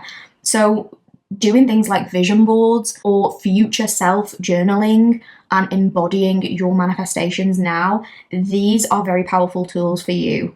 write as if it's already happening and feel the experience in your body. You have this insanely powerful mind, and when you focus that mind on something, especially when it's something you deeply care about, it tends to just happen. Like, not always in the way you expect, but in ways that feel eerie or just too specific to be a coincidence. It's just these weird alignments. Like, as one example, maybe you randomly think about a person you literally haven't seen in 15 years, and the next day they pop up on your feed, or you literally run into them at the store. Or something like, you think to yourself, I could really do with a new toaster, and you don't Google it because we all know, like, the algorithm and our phones are listening to us, but I'm talking about things you categorically, like, only think in your head. You don't talk about them, you don't Google them, you don't look them up, but you think, oh, I need a new toaster, and boom, suddenly you're being shown toaster ads, even though you never ever searched for it. But it goes beyond that. Obviously, those are a couple of, like, everyday examples and confirmations, but this feels deeper than, like, normal manifestation. You also have this very telepathic thread with people around you, especially people who you are close to. Like, for example, you could be in the same room as someone and you could silently just start craving noodles. And then a minute later, without you saying a word, the person next to you is like, you know what I could really eat right now? Noodles. Like, how? And this could happen to you all the time with different people. It's like you're communicating in this telepathic language with people. You might not even realize it, but you're constantly picking up on other people's energetic signals and sending your own. It's like your brainwaves are intertwined with those around you. You're sharing this frequency. Sometimes it even could feel like you share memories with people, or like you are in their head. You might even finish their sentences a lot or say the exact thing that they were just thinking. And this is part of what makes your manifestation power so strong. You're not just sending out desires, you're tuning into the energetic web of the universe and everyone in it. So you could identify as being a quantum witch if that part of the reading is resonating about the weird time glitches and stuff like that, the sense that time doesn't quite behave as it should around you, or that you're able to jump from one timeline to another. You might identify as something like a dimensional weaver, a reality shifter, a timeline alchemist. These things point to you being someone who can change your external reality by shifting your internal frequency. And this is what some people call quantum jumping, when you shift into a new version of yourself, a new you on a different timeline, by aligning your energy, thoughts, and emotions with that reality. It's not just about imagining your dream life, it's about embodying it now, so the universe has no choice but to match your frequency. You are especially skilled at this. You might already be doing this without even knowing. Have you ever had one of those moments where life suddenly just feels different and you can't quite put your finger on it? Like, the light looks strange, or people act oddly familiar, or you just feel like you stepped into a slightly alternate version of your life. That could be a quantum shift. If you believe in that kind of thing, you don't have to take that if it doesn't resonate. It could be more of a metaphorical thing for you. I'm now thinking of that story of, like, the guy and the lamp. I don't know if you know what I mean, but oh my god, that freaks me out so much. If you've ever experienced something like that powerful, that might be a confirmation.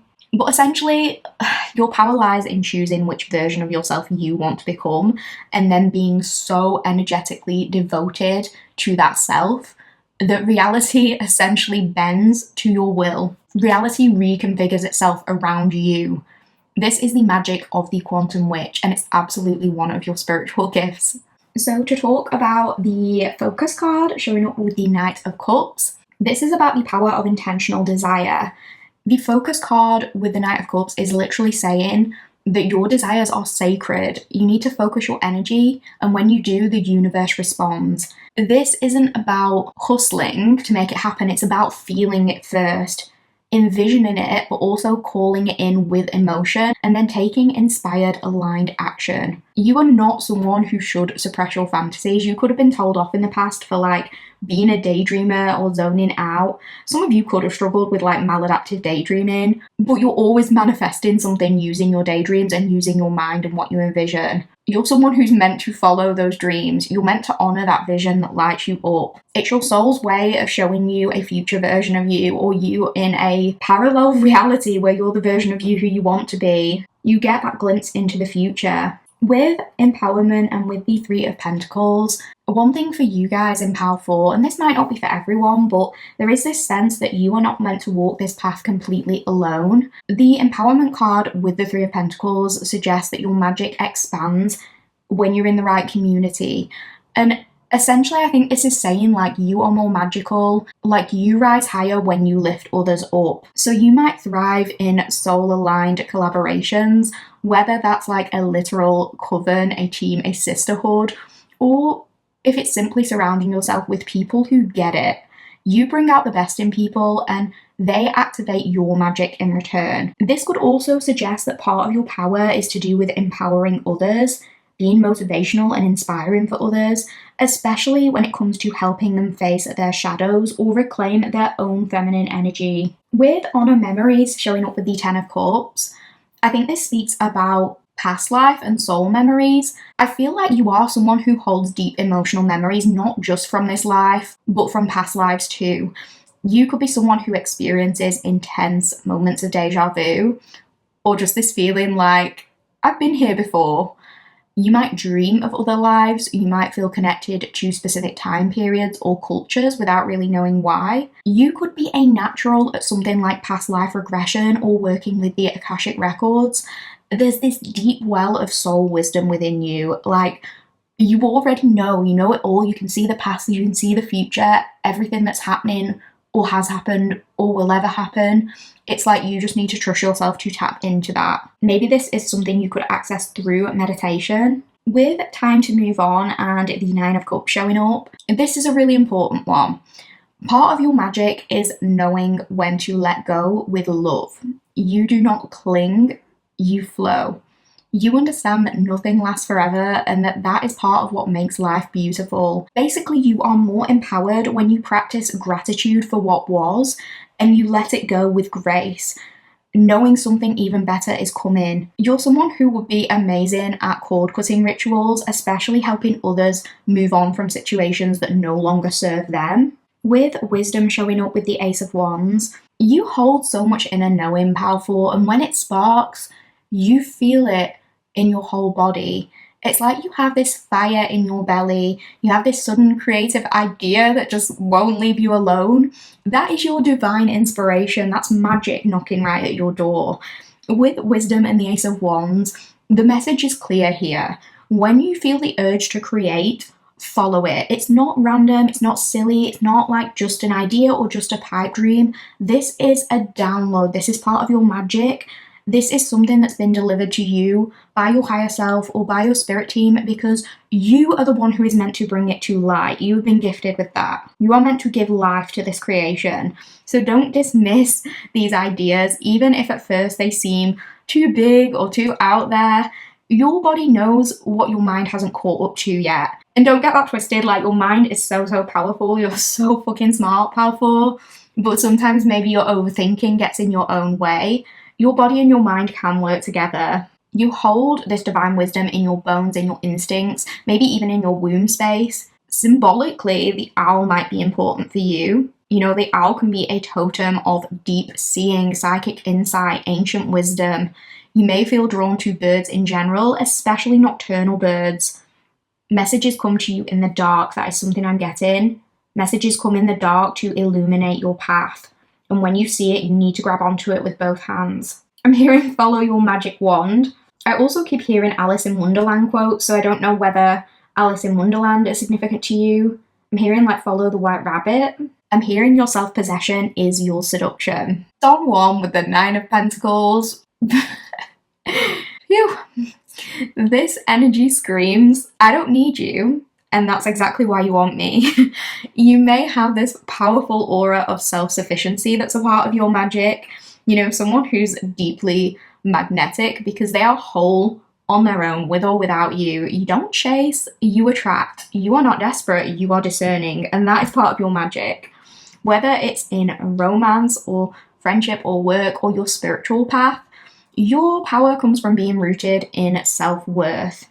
And that doesn't mean that you never struggle. It means that you return to yourself again and again. You remember that you are the prize. That is never up for debate. This also kind of links back to that Venusian energy we talked about. The more you invest in your own pleasure, your own beauty and enjoyment of life, the more you become this magnet for everything that you desire. There's also a sacred schmexuality vibe here. I'm sorry I have to say it like that. I don't know if I'm allowed to say the actual word on YouTube. I just err on the side of caution. But yeah, you may channel your creative energy through sensuality. You may work with sacred pleasure rituals, or you might even help others reclaim their schmexual power, whether that's something you teach, guide through embodiment work, or you just model by being authentically yourself. That is definitely coming through for you as part of your power. So your witch archetype, I would say, is the Venusian witch meets the dark feminine alchemist. Sensual, shadowy, magnetic, deeply transformative, pleasure-led, very wise.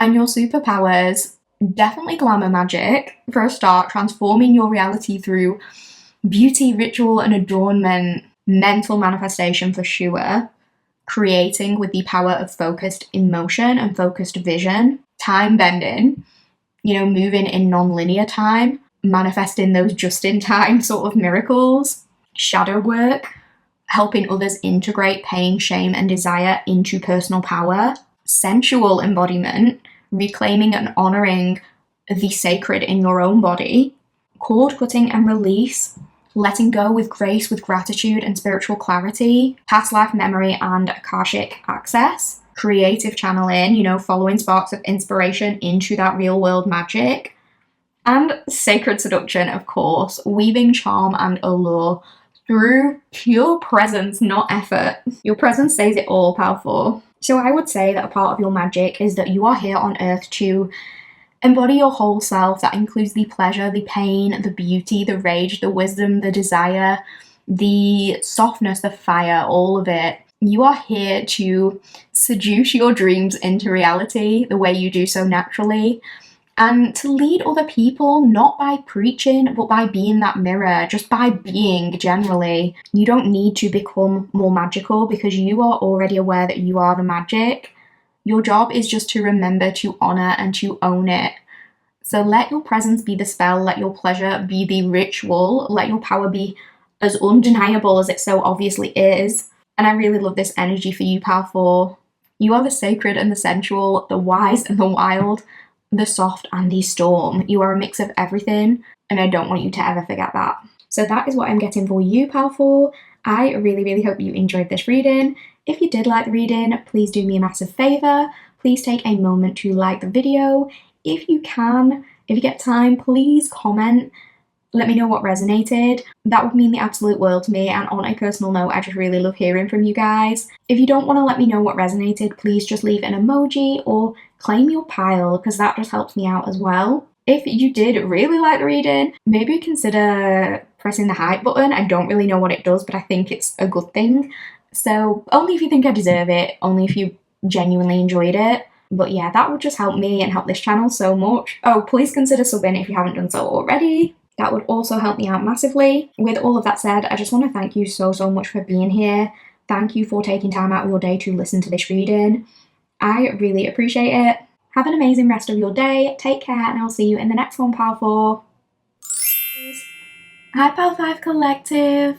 If you chose the Spirit Song Tarot and the Mushroom Frog sticker, you are in the correct place. Welcome to your reading, friends. This reading is titled, What Kind of Witch Are You? Discover your inner magic and spiritual superpowers. So whether you see yourself as a witch, a spiritual seeker, or you're just nosy like me, this pick a card reading is here to help you explore and uncover your own unique witchy magic. We're diving into the gifts your soul came in with and how you can tap into those natural powers in your everyday life and beyond. If you would like a full breakdown of everything this reading entails, please check out my introduction. I go through absolutely everything there. I'll also leave some details in the pinned comment below for your reference. But without further hesitation, let's get straight into your reading, Power 5. We are going to be using a selection of tarot and oracle cards today, as you can see, so let's take a look at what came through for you. I'm just going to move your little cute mushroom froggy to one side so we can look at the cards. Don't worry if they're not all in frame at first. I'm going to lay the cards and then I'll check the camera. So starting off over here, we've got alignment. Okay, that's already pretty exciting. Align your energy. Crystals can heal and amplify your intentions. Okay, you could be a crystal girly. You could like your pretty little rocks. Or guy. No genders, just energies. And clarifying alignment, we've got the 10 of crystals. We've got crystals again. 10 of crystals. Pentacles, stability and attainment. That is so cool. I love that already for you, Pal 5. From the Deep Dive Oracle, we have got warm feelings. Create space for quiet moments each day to reconnect with yourself. We should all be doing more of that. And clarifying warm feelings, we've got the Page of Acorns, which I think is the Page of Wands. Yeah, discovery and enthusiasm. Cool. We have got ritual, find joy in a rhythm. And clarifying ritual, we have got the 6 of Pentacles, synergy, gratitude. We have got trust your intuition. Yes, absolutely. And clarifying that, we have got the Star, peace and healing. And we have got conflict. And clarifying conflict, we've got the High Priestess, intuition, sacred knowledge. Of course we have the High Priestess. Why wouldn't we? You are a powerful mystic after all. And for your archetype card, we've got Lover, light attributes, great passion and devotion, unbridled appreciation of someone or something. Shadow attributes, obsessive passion that harms others, self-destructive devotion. Okay. And clarifying Lover, we have got the Chariot, discipline and determination. Straight away, this pile feels powerful, incredibly powerful, but in the most gentle and graceful way. There is a vulnerability and a softness to your spirit, but there's also this very deep well of wisdom and sacred knowing that runs beneath the surface. There's a lot going on under there, even if you guys often present as like chill and cozy. I'm getting major Libra, Cancer, Virgo and Taurus energy here, so those placements might be significant. Definitely strong 4th house vibes, stuff about home, family, roots, legacy is very much coming through here. You might identify as being a cozy kind of witch. You are feeling to me 100% like someone who thrives on warmth and comfort and ritual. You probably have a special relationship with hot beverages. I hope you have one right now, Pal 5, for this reading. But you could really, really take a lot of pleasure in your morning cup of tea or coffee or cocoa or herbal brews. If you don't have caffeine, maybe herbal brews. They might actually be low-key like magic rituals for you. Even if you don't consciously think of them that way, there's something very sacred about your routines that help you tap into your magic. You could resonate with being a hearth witch or a comfort witch, someone who turns the home into a sacred kind of spiritual temple space. You might already be doing little spells every time you sort of clean and tidy and organize your place, or even when you stir a pot of soup that's on the stove, or you set intentions while lighting a candle and making your space smell good. You're definitely someone who feels energy before you really understand it mentally. And I don't just mean like emotional, I mean psychic. Like you're psychic. You'll walk into a room and you just know when something's off. You'll meet someone and within like 0.2 seconds, your body just knows if you can trust them or not. And that knowing, to be honest, it's always been there. I want to say that pattern recognition is part of your power, because here's the thing, you have a gift for subconscious pattern recognition. You don't just get a feeling. Your intuition is lightning fast because your subconscious, it's like it's collecting insane amounts of data that your conscious mind can't even keep up with. So while other people are still figuring things out, in this very methodical, logical way. You just already know, but sometimes that knowing can get a little bit tangled with anxiety or overthinking. You might question yourself at times. Maybe in the past you've wondered, like, am I reading too much into this?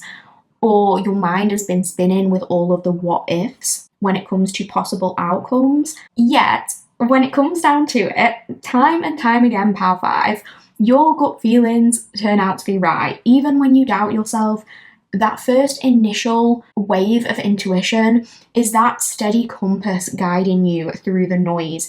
It is not paranoia, it's not drama, it is your spiritual radar. And you're incredibly powerful when you learn to trust your intuition over the mind's chatter. That could be a journey you're on right now.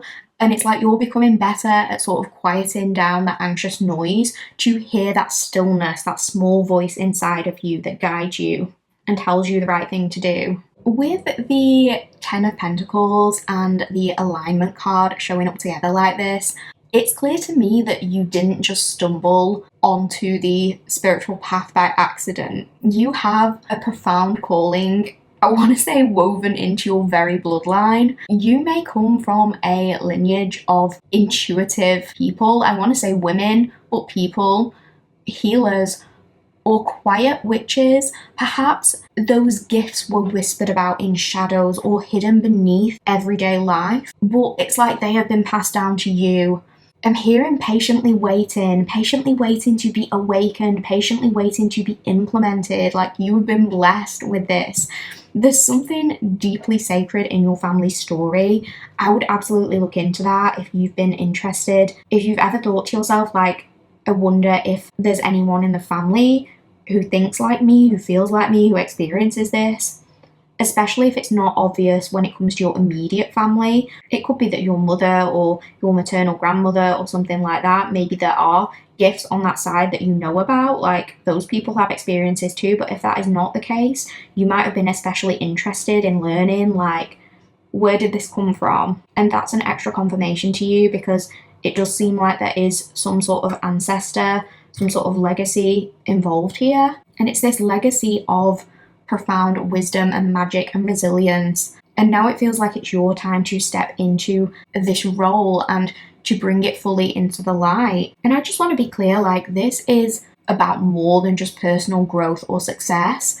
You are here to actually break cycles that have held your ancestors back. You are here to heal old wounds, old patterns, old traumas that have echoed across generations. It's like you are the one to bridge past and future, honoring where you came from whilst boldly leading your family line into new realms of possibility and freedom. Whether it's through healing scarcity around money, redefining what family means, or starting spiritual, creative, entrepreneurial work that carries your legacy forward, your impact, I'm hearing it will ripple far beyond your immediate circle. Like, it's gonna go the distance. And this was always intended for you. Like, this has been bestowed. I'm hearing this has been bestowed. You're not just building a legacy for yourself. That is the thing. You're more than capable of creating wealth and abundance, but it's not just about that. But you're creating a foundation of abundance. You're creating wisdom and spiritual power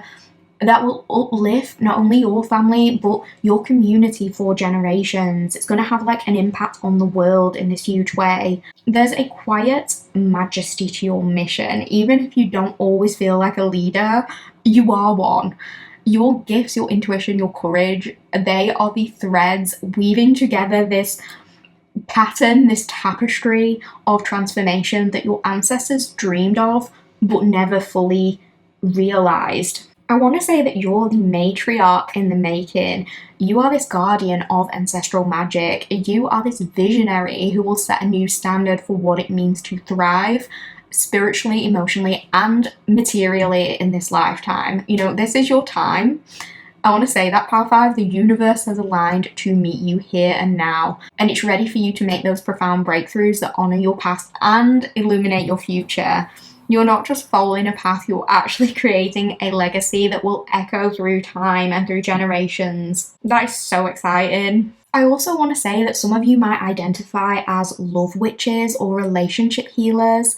with the Lover and the Chariot, and with your big open heart, yeah, you are definitely a love witch in some form. But I don't just mean like you sit there and you do romance spells. You have this profound ability to actually help others heal their relationship wounds. You might help heal people's attachment wounds. I could imagine you being, even just on a human level, like the best person with relationship advice. I can imagine you being a couples counselor or a therapist. You might already be the friend who helps somebody get over their toxic ex, helps them cut cords, or rebuild their confidence after a toxic situation by pouring love into them. And you can see clearly where the patterns are. You can identify, I guess, where people are going not wrong, but where people are being led astray in certain relationships, and you can give advice based on that knowing. You might even channel divine insights for people about their love lives. You might help people link up with their soulmates through the messages that you deliver. You definitely understand emotional dynamics, you understand attachment wounds, you understand energetics in love, you understand how to attract, you understand what people really need as well. So yeah, definitely you could be like a witchy relationship counselor, you could be a love manifestation coach, or you could just be that friend who always has the most magical advice, because you can always get to the bottom of the real issue, not just like the surface drama. I also want to say, if you are a woman, you don't have to be, but I am getting a real girl's girl vibe from you, and that makes you even more powerful. There's something about you having this sacred sisterhood energy, and that being one of your biggest strengths. You're the kind of girl's girl, you're the kind of witch who lifts other women up. You don't compete with them. You're the friend who will hype up a stranger in the bathroom. You will send supportive voice notes. You will surprise your bestie with a rose quartz when she's been struggling. You know what it's like to hold space for women's pain and their triumphs, and you celebrate their wins as if they were your own. You are part of this growing collective of feminine energy that's unlearning the myth of rivalry and choosing active collaboration instead. You might often find yourself naturally organizing gatherings, circles, or rituals for groups of women or witches, creating sacred container spaces where healing, connection, friendship, and feminine power generally can flourish. These gatherings don't have to be just social. They could be deeply healing and transformational. I can imagine you leading like a therapy group or something like that, talking about your experiences and healing through that. I can imagine you bringing women or feminine energies together, and it's like this is a powerful act of magic. It's a powerful act of reclaiming and repairing the feminine collective. It's like you're going to play a vital role in that kind of sacred work. I think your power comes from knowing like when we feminine energies rise together, we rise faster. And this sense that like there's always room for everyone at the table and nobody has to dim their light to support someone else's shine.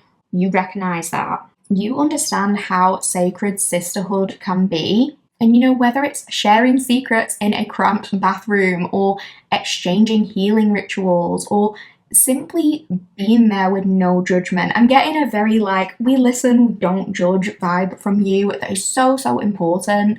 Like that energy is a healing force, especially in a world that often pits women against each other.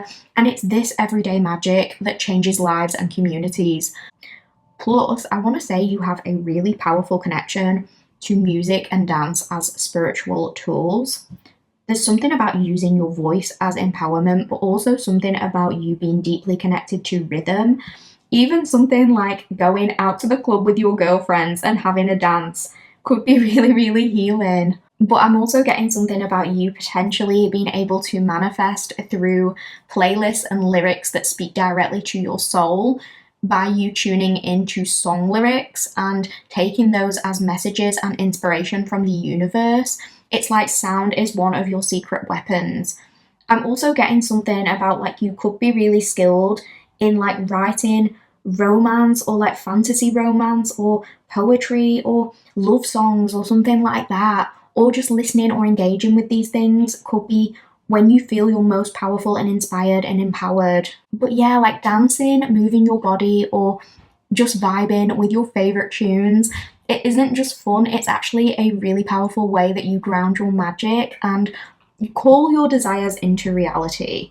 Your rhythm is your ritual, and music is a language that your spirit deeply understands. You're definitely a lover girl or guy witch, but I think you also understand the material side of things too, and you understand that those energies can coexist. I think in the spiritual community, we're led to believe like wanting abundance in a material sense is out of alignment with being a lover or speaking from the soul, but it doesn't have to be. And I think you can see the duality that exists and that both things can be true at once.